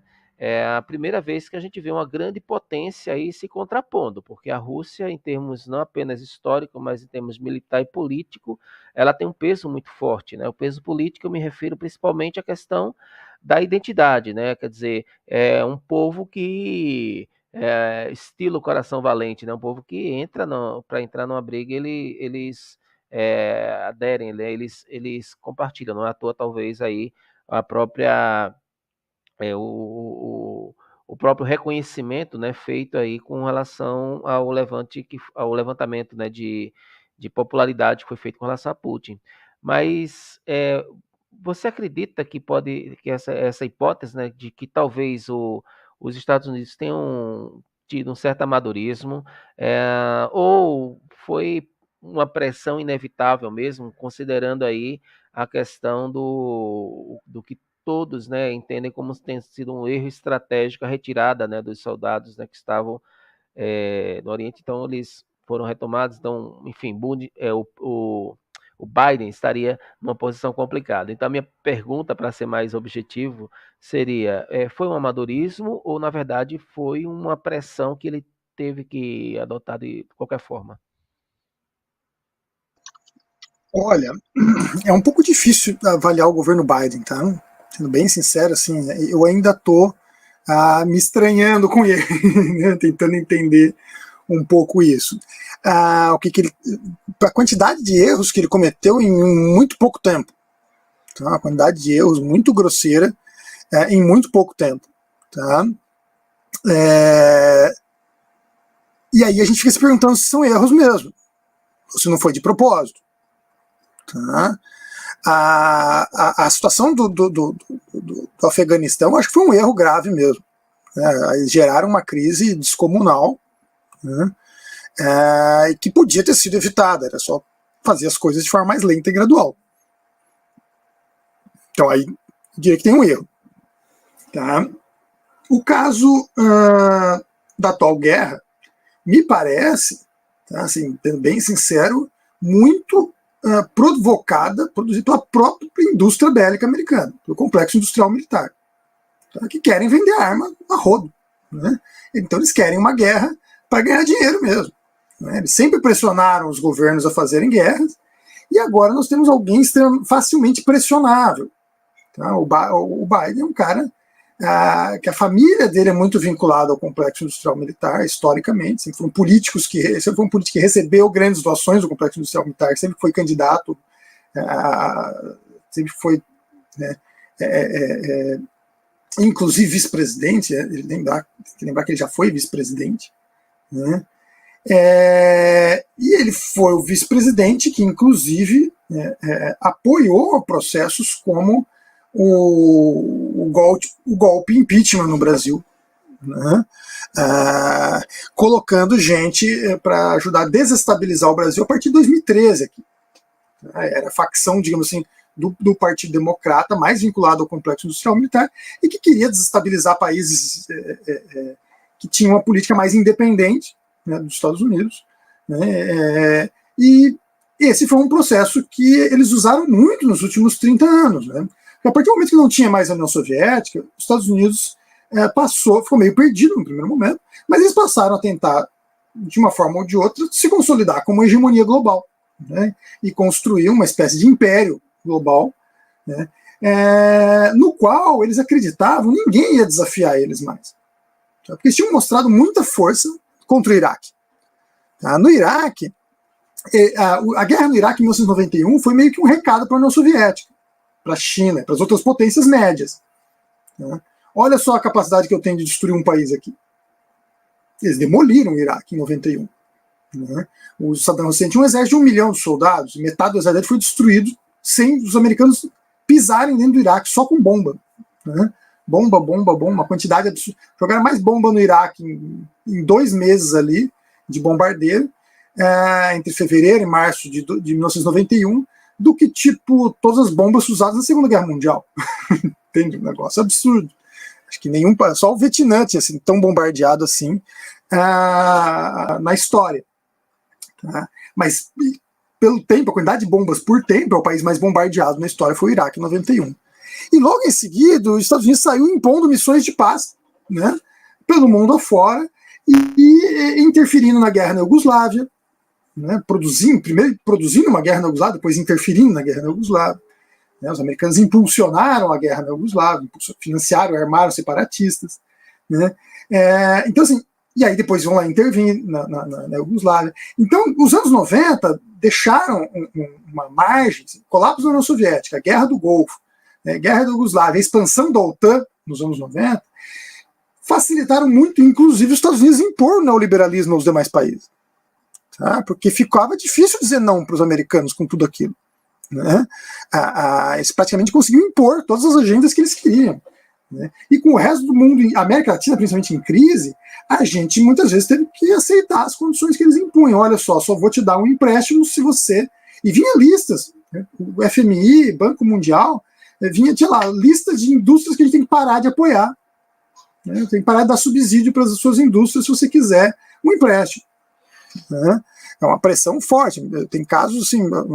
agora, cada rodada de negociação para pegar um empréstimo novo com o Banco Mundial ou com o FMI era uma rodada de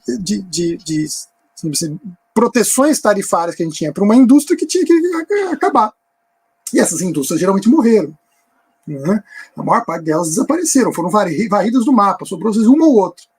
Indústria automobilística própria. No Brasil tinha indústria automobilística própria. Né? A gente tinha indústrias brasileiras produzindo carros nos anos 80. Elas vão desaparecer quando? Todos nos anos 90, né, nesse processo. A gente tinha uma grande indústria naval, que foi varrida do mapa. A gente tinha uma grande indústria de equipamentos petrolíferos, foi varrida do mapa. Né? E a gente passou a importar esses equipamentos, passou a importar navio, importar plataforma de petróleo. Né? E aí nós tivemos a situação de crise que isso gerou no Brasil, gerou milhões de desempregos. Né?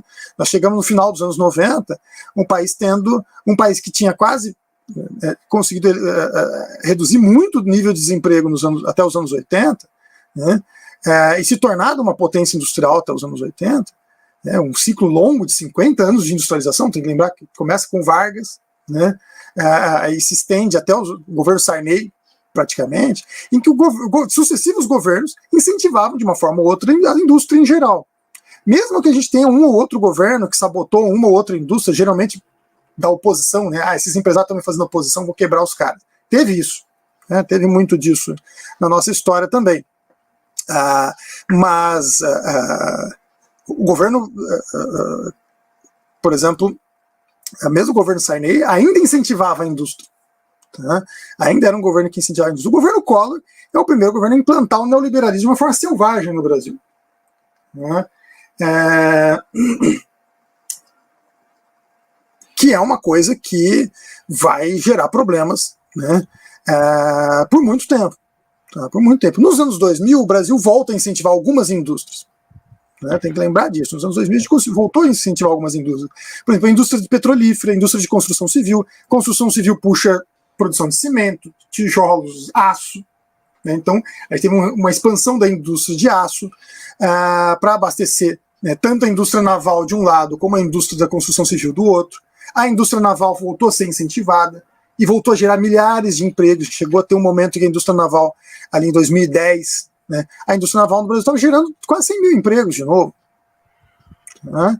A última vez que ela tinha gerado tanto emprego tinha sido nos anos 80. Sem contar a questão do pré-sal, né, que permitiu que o Brasil colocasse algo de novo nas prateleiras do mercado mundial. Lucas, tem uma observação, uma pergunta aqui da Cristina Alves. Gostaria de perguntar ao professor Lucas se este fechamento da Rússia para o mundo não se fortalece ainda mais como fez com a China. Não fortalece ainda mais como fez com a China. A Cristina também pontua aqui dizendo que Saddam foi cria dos Estados Unidos e desindustrializaram completamente o Brasil e acabaram com o pró-álcool. Esse ponto, Lucas, e aí a gente já vai... Olha como o tempo passa rápido, viu? Já estamos aqui há mais de 1h30, quase praticamente 1h30. Lucas, eu vou destacar, né, essa observação dela para você comentar, e aí eu queria trazer a questão do Brasil, né? Como você visualizou a posição do Brasil frente a esse contexto, né? E se em caso de uma eventual guerra, que eu imagino que esteja se desenhando uma guerra, se não ainda, vamos supor, uma guerra mundial, mas pelo menos o Oriente, a parte oriental, né, da Europa Oriental, aparenta estar no início de uma guerra, né? Se vai ser mundial, vai depender muito da questão da participação, né, de países da OTAN. Eu não sei se você concorda com essa leitura. E eu quero, antes de passar a palavra para você, agradecer aqui a Terezinha Assunção, que é membro do canal. Parabéns, professor X, por trazer o professor Lucas e informação para que possamos compreender e não a opinião. Estas lives aqui são importantes para sairmos da ignorância e mentiras da mídia golpista. Pelo que eu vi aqui, ela botou golpe, deve ser golpista. Bom, enfim, eu acho que debater geopolítica, né, Lucas, é sempre... Você fala no começo aí que você falou que é um grande desafio, mas é necessário, né, que a sociedade ela debata, que ela tenha uma cosmovisão mesmo do que se encontra aí no mundo e o seu rebatimento no Brasil. Por favor, Lucas, a gente vai para a rodada final, porque tem também o teu horário, por favor. Em relação à Rússia, tá, é um pouco difícil de avaliar isso ainda. Tá? Em grande medida, está acontecendo uma guerra econômica. Tá? OTAN versus Rússia. Tá? E uma guerra indireta da OTAN contra a Rússia na Ucrânia. Tá? Então, a OTAN está armando os inimigos da Rússia nesse exato momento. É ela que está sustentando o esforço de guerra ucraniano. A guerra já teria acabado se não fossem as armas que a OTAN está mandando.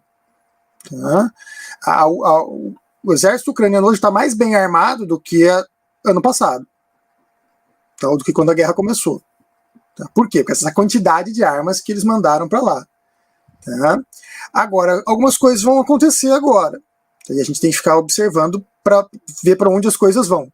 Tá? Uma das coisas é que na região de Kharkiv, os ucranianos retomaram tudo e chegaram até a fronteira com a Rússia de novo. Tá? Eles já atacaram o território russo pelo menos 2 vezes, com helicópteros. Tá? E bombardearam instalações, por exemplo, depósito de combustível, coisas do tipo, do lado da Rússia. Se tiver qualquer ataque terrestre ao território russo, os russos vão ficar mais bravos do que eles já estão. Tá? Então, assim, a chance da Rússia declarar guerra à Ucrânia aumenta. Tá? Nós estamos vivendo um momento em que as chances. A Rússia quer definir a guerra no Donbass, né, no baixo rio Don. Né? Explica só para o público, por favor, Lucas. Você fala assim, já a segunda vez que você menciona da Rússia declarar guerra, porque o que passa para a mídia é que a Rússia está em guerra com a Ucrânia. É só para contextualizar bem essa questão. Nenhum dos dois declarou guerra. Tá? Não tem uma declaração formal de guerra. Tá? Uma declaração formal de guerra é por isso que a Rússia faz questão de chamar de missão militar, operação militar especial, né, e tratar ela como uma missão de imposição de paz, tá, de desarmar a Ucrânia e impor a paz nos seus próprios meios, nos seus próprios modos, né, nos seus próprios termos, tá, que é o que a OTAN fez na Iugoslávia. Tá, é o que a OTAN fez na Iugoslávia, é o que os Estados Unidos fez no Iraque e no Afeganistão. Né, tratando não de guerras, nunca declarando guerra a esses países, mas fazendo operações que visavam, segundo eles mesmos, né, impor a paz. Tá? A Rússia está usando o mesmo discurso, com uma nomenclatura um pouquinho diferente, mas é o mesmo discurso. Tá? E por isso não declarou guerra ainda. Tá? E a Ucrânia, como não tem uma declaração de guerra oficial, a Ucrânia está lutando também sem uma declaração de guerra, tá? Formal. Tá? Se a Rússia declara guerra à Ucrânia, tá? Isso permite o Putin, por exemplo, chamar os reservistas. Tá? Ele deslocou lá para a Ucrânia 150 mil soldados, a gente não sabe exatamente a quantidade, 150, 180 mil soldados, que ele esperava, tudo indica, esperava definissem a guerra um pouco mais rápido. Né? Obviamente os russos fizeram vários cenários de que podia acontecer e tentaram lidar com todos eles. Né? Do melhor cenário ao pior cenário, o que a gente pode fazer? Eles testaram os melhores cenários no começo da guerra e eles não funcionaram. Então eles partiram para os piores cenários. Né? Então estão lidando agora com uma escalada rumo ao pior cenário. Então, o pior cenário seria essa guerra se transformar numa guerra de larga escala, né? Mesmo, né? Com a OTAN, tá? Envolvendo países da OTAN, né? Que pode gerar dois tipos de crises. Né? Uma crise de outros países querendo sair da OTAN, países que não querem entrar em guerra contra a Rússia, querendo sair da OTAN. Tem muitos políticos na Europa hoje, tanto na esquerda como à direita, que têm ganhado popularidade e voto, defendendo a retirada do seu país da OTAN. A gente viu agora na França, inclusive. Né? Tanto políticos de esquerda como de direita defendendo a saída da OTAN. E a candidata que foi para o segundo turno, pela segunda vez, a Le Pen, né, defendendo abertamente a retirada da França da OTAN. Né, porque eles veem isso, eles veem a OTAN, justamente como a Cristina Alves estava comentando, como um braço militarista, né, da vertente atlantista, né, ou seja, a parte da Europa que é pró-aliança com os Estados Unidos, e que é uma aliança anti-europeia, inclusive. Tá? Os mais nacionalistas ali, muitas vezes costumam ver essa aliança como problemática para a Europa, uma aliança anti-europeia, e que fica produzindo esse tipo de coisa, como uma guerra contra a Rússia desnecessária. Tá? Uma guerra contra a Rússia que muitos desses países não querem. De repente a Polônia quer, a Inglaterra quer, mas entende? De repente a França, a Alemanha, que estão no meio do caminho, Itália, de repente esses caras não estão querendo essa guerra desse jeito. Tá? E quando a população começa a pagar o custo da guerra, começa a subir o preço do combustível, da eletricidade, dos alimentos, e inflação, a população que está sofrendo mais acaba sendo a população europeia. De repente você começa a perceber que a população europeia está pagando um preço mais alto que a população russa por causa dessas sanções. Ou seja, é como se a Europa estivesse se autossancionando.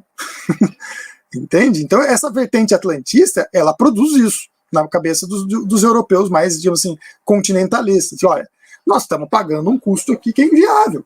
É absurdo ficar esse nível de sanções que prejudica mais a Europa do que a Rússia. Porque a Rússia, paramos de comprar o petróleo da Rússia. O que aconteceu com o preço do petróleo? Subiu. E aí a Rússia parou de exportar para a gente, mas ela o valor total que a Rússia está vendendo hoje é maior do que de antes da guerra. Então, para os russos compensou. Entende? Para a Europa é que está virando um grande prejuízo. Fora o problema dos imigrantes, os refugiados.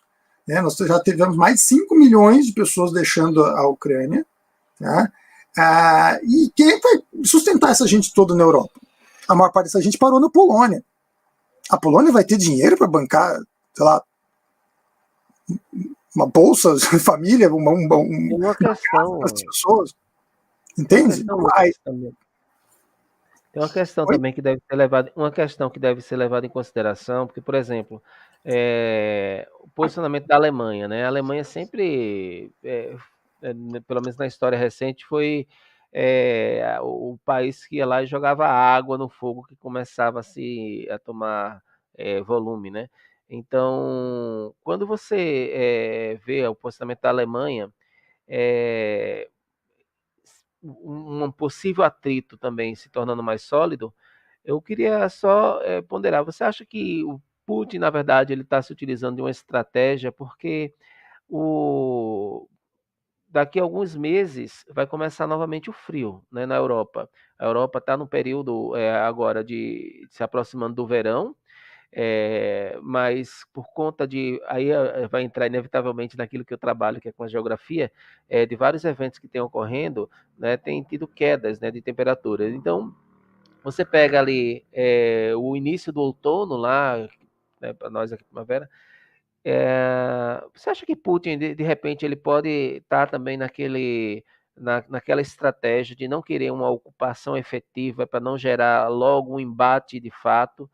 Ele parece que não está muito, assim, ele está preocupado, mas parece que ele não está muito preocupado com as sanções, porque ele está conseguindo, hoje mesmo estava no The Guardian uma informação de reativação da indústria de automóveis russos, né?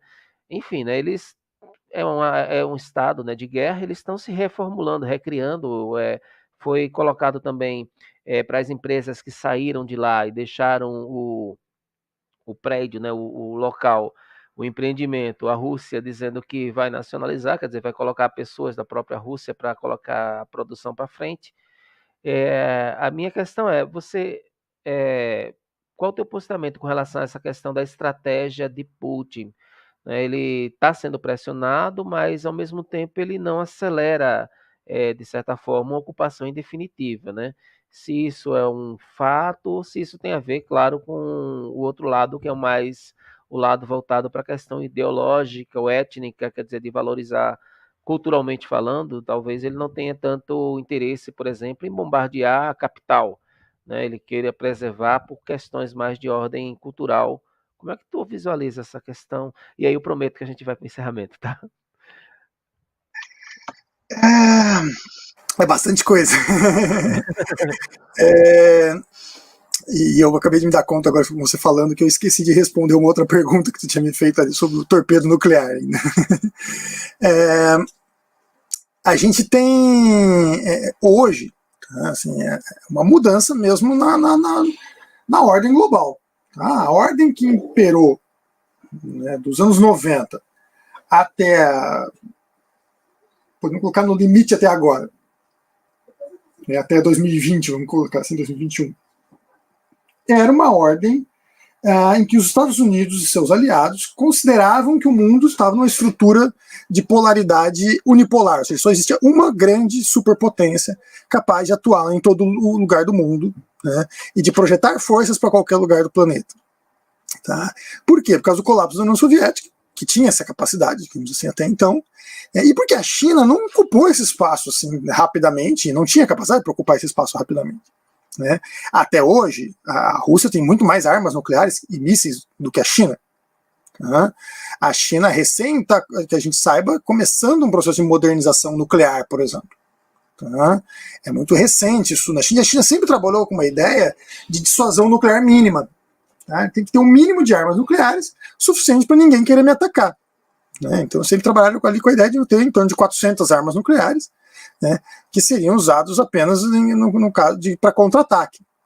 Os russos e os americanos, ao longo da Guerra Fria, desenvolveram uma segunda categoria de armas nucleares miniaturizadas, de baixa potência, que eram as armas nucleares táticas. As armas nucleares táticas, que eles desenvolveram, por exemplo, os primeiros torpedos nucleares são dessa época, cargas de profundidade nucleares, torpedos nucleares, geralmente para tentar atingir submarinos. né? Na crise dos mísseis em Cuba, em 62, quase teve um almirante um comandante de um submarino russo que quase usou, né, um torpedo nuclear contra a frota americana. Porque os caras começaram a jogar cargas de profundidade nele, ele achou que a guerra tinha começado. Né? E aí estavam sem comunicação, tá, com carga de profundidade sendo lançadas, foram para a menor profundidade possível, que o submarino não aguentava, lá 300 metros de profundidade, né, e fugiram daquela região. Mas o comando do navio se dividiu. Né, os 3 comandantes, digamos assim, ficaram divididos. Né, os 2 comandantes subalternos do comandante principal queriam que lançasse os torpedos nucleares contra a frota americana, e ele, o comandante que dava a palavra final, digamos assim, acabou decidindo não usar. Poderia ter começado uma guerra nuclear ali. Né? Foi por muito pouco mesmo que não deu ruim, digamos assim. Agora, de lá para os americanos desenvolveram, por exemplo, mísseis antiaéreos nucleares, pensando, e os russos também, pensando em jogar contra uma frota de bombardeiros nucleares que vem contra o seu país. Né? Então, você usar mísseis nucleares que, numa alta altitude, inclusive a função deles era mais, inclusive, o pulso eletromagnético. O pulso eletromagnético de uma pequena explosão nuclear, bombas pequenas, de 1 quiloton, meio quiloton, produzisse um pulso eletromagnético que danificasse os sistemas de comando e controle, radar, etc., do bombardeio inimigo. Né? Era uma função mais nesse sentido que essas pequenas armas nucleares eram pensadas no primeiro momento. No pós-Guerra Fria, né, tem um grande desarmamento, né, da quantidade de ogivas que já vinha sendo, né, diminuídas desde os acordos SALT I e II dos anos 70. Nos anos 80, os russos diminuíram ainda mais as armas nucleares, e a partir de 87, eles assinaram um tratado que tirava ou eliminava os mísseis de alcance intermediário, né, mísseis de 500 até 5.000 quilômetros, que eram basicamente mísseis que permitiriam a Rússia vencer, a União Soviética ou a Rússia, vencer uma guerra na Europa, por exemplo. Tá? Ou uma guerra na Eurásia, destruindo todas as bases americanas da Eurásia, né, com esses mísseis de médio alcance. A União Soviética abriu mão desses mísseis, né, e hoje eles estão, né, retomando a fabricação desse tipo de mísseis. Tanto os Estados Unidos como a Rússia estão retomando a fabricação de mísseis desse tipo. Né. O torpedo nuclear é uma das coisas mais impressionantes nesse sentido, de que ele também foi projetado na era soviética, pensando justamente em resolver o problema de ter uma arma, né, que possa se deslocar, uma arma automática, né, é um robô, né, que possa se deslocar em grandes profundidades, né, de forma silenciosa, como um submarino. É enorme aquilo ali. Tem 20 metros, é um míssil. É uma mistura de míssil com torpedo. Né? É do tamanho de um pequeno submarino. Tá? E tem um reator nuclear. Descartável, digamos assim, porque ele vai explodir junto com uma explosão desse tipo. Então é um negócio, e pode levar ogivas grandes, tá? Estratégicas, capazes de destruir uma cidade inteira. Então não é mais uma pequena arma nuclear tática projetada para destruir bombardeiros ou para destruir tropas, né? Destruir uma frota de blindados ou destruir uma grande concentração de navios. Tá? Agora nós estamos falando de uma arma capaz de realmente destruir cidades inteiras. Tá? Basicamente por dentro da água. Ou seja, os americanos não têm uma defesa contra isso. O escudo antimísseis não vai defender eles disso. É isso que os russos estão querendo demonstrar. Né? Que essa nova corrida militar, ela só vai gerar mais novas armas. Né? Então o escudo antimísseis e a expansão da OTAN, é isso que os russos estão dizendo em todas as letras, elas estão gerando já uma nova corrida militar, uma nova corrida armamentista. Daí o desenvolvimento dessas armas ser apressado agora, justamente para assustar os americanos e para assustar a OTAN. Né? Para as pessoas verem se elas se dão conta, né, do tamanho da encrenca que eles estão criando. Hoje, nos Estados Unidos, tem quase ali 45% da população, mais ou menos, acha que a culpa da guerra é do Biden. Tá? E que se não fosse, tivesse outro presidente que tivesse ganhado as eleições, inclusive o Trump, talvez essa guerra não estivesse acontecendo. Né?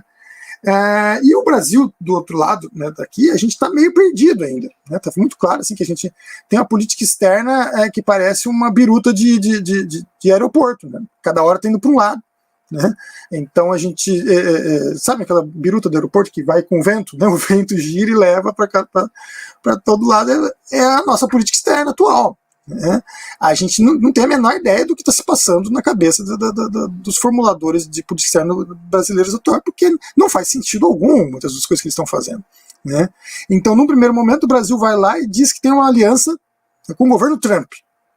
Né? Uma aliança com o governo Trump, né? Nem com os Estados Unidos, com o governo Trump. Acaba o governo Trump, o que acontece? O Biden vira inimigo. Negócio de maluco. E aí o Brasil agora, e o Brasil tinha abandonado os BRICS. Né? O discurso tanto nos últimos dois governos, né? Tanto do governo Temer para cá. Né? O Brasil tinha se afastado dos BRICS. Né? Agora, a situação se inverte, a gente volta a se aproximar dos BRICS. Né? E os BRICS voltam a ser uma aliança, inclusive, fundamental para a Rússia. Né? O núcleo duro dos BRICS agora apoia a Rússia diretamente, Índia e China. Com o apoio de Índia e China, vai ser difícil a Rússia sofrer, como os caras estavam imaginando, com as sanções. Entendeu? Porque China e Índia continuam fornecendo tudo que eles sempre forneceram para a Rússia e continuam comprando tudo que eles sempre compraram da Rússia, principalmente, inclusive, petróleo e gás. E comida. Petróleo, gás e comida que estão faltando, portanto, que os russos estão cortando das exportações para a Europa, agora estão indo para China e Índia. Né? A Índia, inclusive, está apoiando mais duramente do que a própria China. Só para reforçar, né, 2 países com contingente demográfico altíssimo, né? Então, de mais de 1 bilhão de habitantes. Exato. Né? E que são grandes, das grandes economias do mundo.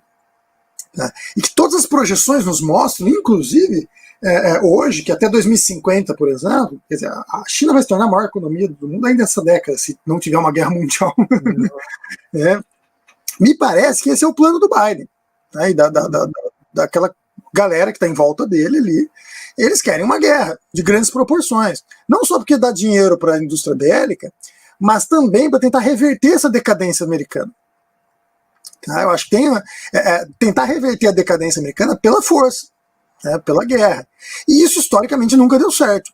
Tá? Todo mundo que fez isso, todas as grandes potências que tentaram reverter sua decadência pela força, acabaram se afundando ainda mais, né? E acelerando sua decadência. E me parece um risco muito grande que os Estados Unidos está correndo hoje, né? De aprofundar a sua decadência, em vez de conseguir diminuir o ritmo de decadência. Né? Mas você acha que é evolutivo, né? Assim, porque o que a gente observa é que parece que há um declínio realmente dessa hegemonia americana, né? Principalmente por conta da China, basicamente, né? A ascensão do resto do mundo, digamos assim, né? A gente tem urbanização e industrialização em andamento em todo o resto do mundo.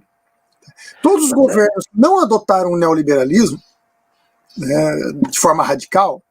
A gente poderia classificar, inclusive, assim, eu gosto muito da classificação que o professor Paulo Vicentini faz, né, dos grandes eixos de poder mundiais, que incluem os BRICS, né, como um bloco, como um eixo de poder mundial, do qual, inclusive, Brasil e África do Sul seriam os mais fracos, né, e que corre o risco de cair de novo para uma posição do tipo terceiro mundo, quarto mundo, por causa da desindustrialização. É isso que só para finalizar, Lucas, esse ponto, né? Porque o Brasil ele toma uma iniciativa, né, de ser um dos atores, né, vamos assim dizer, principais na consolidação do BRICS. No início do século XXI agora, o Brasil ele toma frente, né, com articulação, inclusive uma participação fantástica, né, do Celso Amorim. Eu acho que, inclusive, eu quero mais uma vez deixar público aqui, eu entrei em contato com ele, é uma pessoa super acessível. Ele está com a agenda muito cheia por conta da questão da campanha eleitoral, mas por exemplo, para quem teve Celso Amorim, quando a gente olha para o cenário agora, é uma coisa que desanima, né? Mas na gíria dos surfistas, né, tem aquela coisa da onda perfeita. E o Brasil parece que estava nadando, né, para aproveitar essa onda perfeita e parece que perdeu um pouco dessa onda, né? Então, enfim, eu particularmente fazendo uma leitura aí mais de uma perspectiva geográfica, no sentido do papel do Brasil nessa economia mundo, eu concordo contigo plenamente. Eu acho que nós estamos aí num risco muito grande realmente de perdermos já estamos perdendo posição, né? O Brasil já sai da 6ª para a 12ª economia mundial. Enfim, Lucas, vamos finalizar. Eu quero mais uma vez te agradecer. Vamos, claro.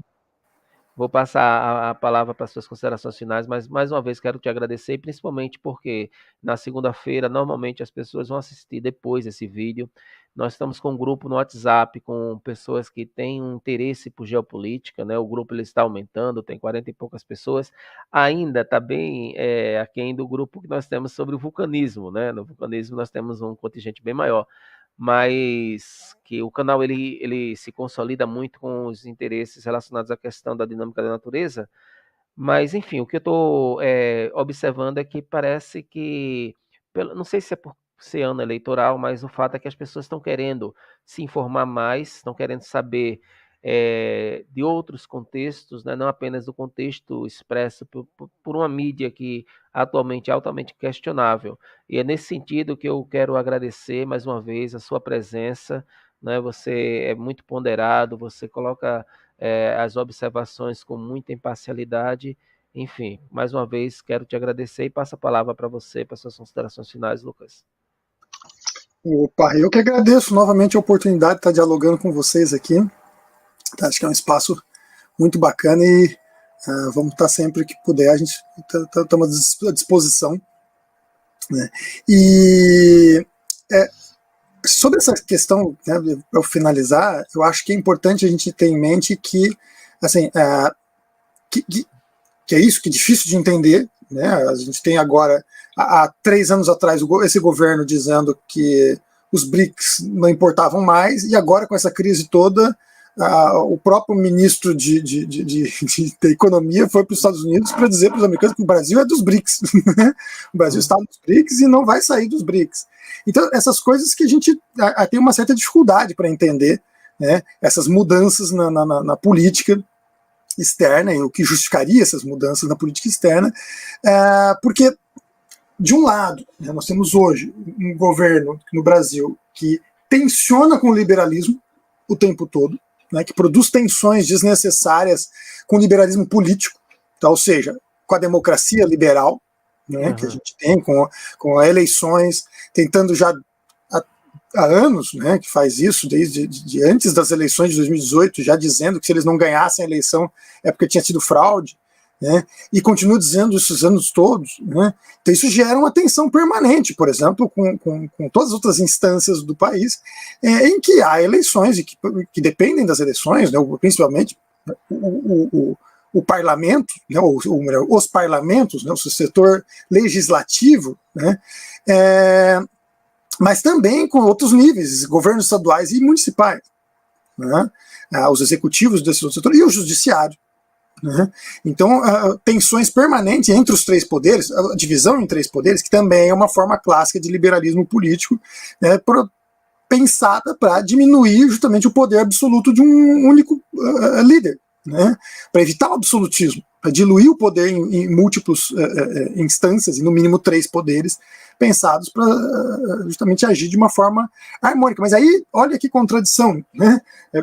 E isso, acho que a gente enxerga isso muito facilmente. Né? Você tem um governo antiliberal do ponto de vista político, mas ultra neoliberal do ponto de vista econômico. Né, que incentiva, inclusive, digamos assim, o pior tipo de livre iniciativa, que seria a livre iniciativa, por exemplo, de garimpeiros na Amazônia, e de desmatamento e de criação de novos problemas, né, para a própria sociedade brasileira. E aí a gente tem que ter em mente que está em jogo e prometendo privatizar Correios, prometendo privatizar a Petrobras, privatizando a Petrobras está sendo privatizada lentamente. Esse programa de desinvestimento, olha o nome que os caras criaram, é um programa de privatização lento e gradual, para não gerar polêmica demais, para as pessoas não... Você privatiza aqui uma usina, privatiza aqui uma fábrica de fertilizantes, uma refinaria, exato, vai privatizando aos poucos para não gerar tanta polêmica, vende os ativos no exterior, né?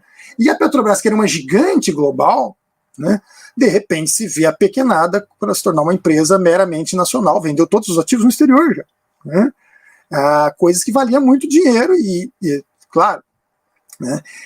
Isso tem um peso aí, né, desse ultraliberalismo econômico. Então me parece que isso, em alguma medida, está inspirado no pinocherismo. Né? O pinocherismo que fazia justamente isso, tinha uma política antiliberal e antidemocrática, a ideia da ditadura militar mesmo, do Pinochet, e do ponto de vista econômico, um neoliberalismo radical, né? Privatizando tudo e desnacionalizando tudo. Né? Que é quase que uma retomada do fascismo clássico. O fascismo clássico, antes da crise de 29, os fascistas muitas vezes defendiam esse híbrido. Né? Um governo forte e iniciativa privada forte. O que eu vejo, sabe, Lucas, de diferença é que até mesmo quando a gente vê a questão do período militar, eles eram muito nacionalistas, né? Você vê a estatização, a questão da integração territorial, a organização, enfim, a gente pode ter fortes críticas e principalmente por conta da questão social, né? A forma como as pessoas foram tratadas, né? Nos porões da vida, mas o fato é que tinha um viés nacionalista. Eu estava comentando logo no início a questão, por exemplo, do projeto Rondon, que era o integrar para não entregar, né? E parece que atualmente, tipo, eu não sou responsável por nada, o Brasil que se vire, enfim. Lucas, vamos lá, vamos encerrar. Então, eu quero mais uma vez te Esse agradecer, é um assunto tá? para a gente debater por bastante tempo ainda também, porque Tem muito. eu discordo um pouco, tá? Assim, eu acho que o É, militar teve alguns governos mais nacionalistas mesmo, como o Geisel, mas eles começam com um governo super entreguista. Entendeu? O sim. golpe militar é feito pela ala entreguista dos Financiado militares, pelos Estados Unidos, né? financiada, apoiada pelos Estados Unidos, e que depois eles tentam voltar ao poder em 77. Lembra que esses caras, liderados pelo. Eu esqueci o nome do general lá, que tenta dar um golpe no Geisel, né? Apoiado pelos Estados Unidos de novo, porque o Geisel estava sendo nacionalista demais. Então, tem uma tentativa ali, né, de estabilização. Então, assim, nem sempre, né, esses caras foram tão nacionalistas assim. A gente pode discutir isso um pouco mais, mas eu acho que tem uma evolução ali, um crescimento da parte nacionalista dos militares ao longo do regime militar. Né, ao ponto deles ficarem relativamente tranquilos, que podia passar, inclusive, né, o governo, né, devolver o governo para os civis, porque o país tinha se tornado um país muito mais nacionalista, e essas conquistas não estão garantidas. O que eu me refiro, Lucas, é muito assim, porque durante o período que a gente chama do milagre econômico brasileiro, era o período em que o Ronald Reagan e a Margaret Thatcher estavam justamente implementando o neoliberalismo, né? Sim, sim. E a redemocratização é essa implementação. Então, quando a gente pega esse choque, né, de ver, de repente, uma redemocratização com um viés neoliberal, e a gente olha, sabe, então é esse sentido, mas o que eu estou querendo pontuar é que você não tem, sabe, esse olhar para frente enquanto esse orgulho do ser brasileiro, né? Parece que o Brasil, ele, gente, quem conhece, né, a alegria do futebol no Brasil, hoje você vê toda semana alguma coisa relacionada a racismo, quer dizer, enfim, né? Mas eu concordo contigo, fica para outra data. Eu quero te Então, agradecer mais uma vamos marcar uma conversa sobre essas questões ainda. Tem bastante coisa para a gente conversar. Sempre dá para juntar história e conjuntura aí. Tá certo. Mas é uma pena mesmo. Assim, ó, hoje, uma grande parte dos nossos militares, inclusive, não parecem ser muito nacionalistas, não. Né? Exato. Tanto que viraram defensores do neoliberalismo. Né? Não dá para dizer que todos, obviamente, mas uma parte virou fortes defensores do neoliberalismo. Está aí o atual governo fazendo isso, inclusive. Né? Com uma política muito neoliberal e com todos os prejuízos que nós, como população, vamos pagar ainda por causa disso. Né? E a maioria mostrando ineficiência, né? Porque se a Sim, gente parar para analisar, o exemplo da Petrobras é um, né? Quando você retira um e põe o outro, não dá certo. Enfim, Lucas, mais uma vez, muito obrigado, tá muito certo? Seja obrigado, eu que sempre agradeço. bem-vindo. Os colegas colocaram aqui, ó, a Cristina Alves que participou, muito legal, professor, muito lúcido. A Cristina também lembrando a questão da Petrobras e da Odebrecht, enfim, são temas e você Isso será sempre bem-vindo aqui, mais uma vez. Muito obrigado. A maravilha. todos que participaram online também, um abraço e até a próxima. Valeu, Lucas. Muito obrigado, obrigado. Obrigado a todo mundo que assistiu aí. Obrigadão, professor Xisto. Estamos sempre à disposição. Valeu. Até mais.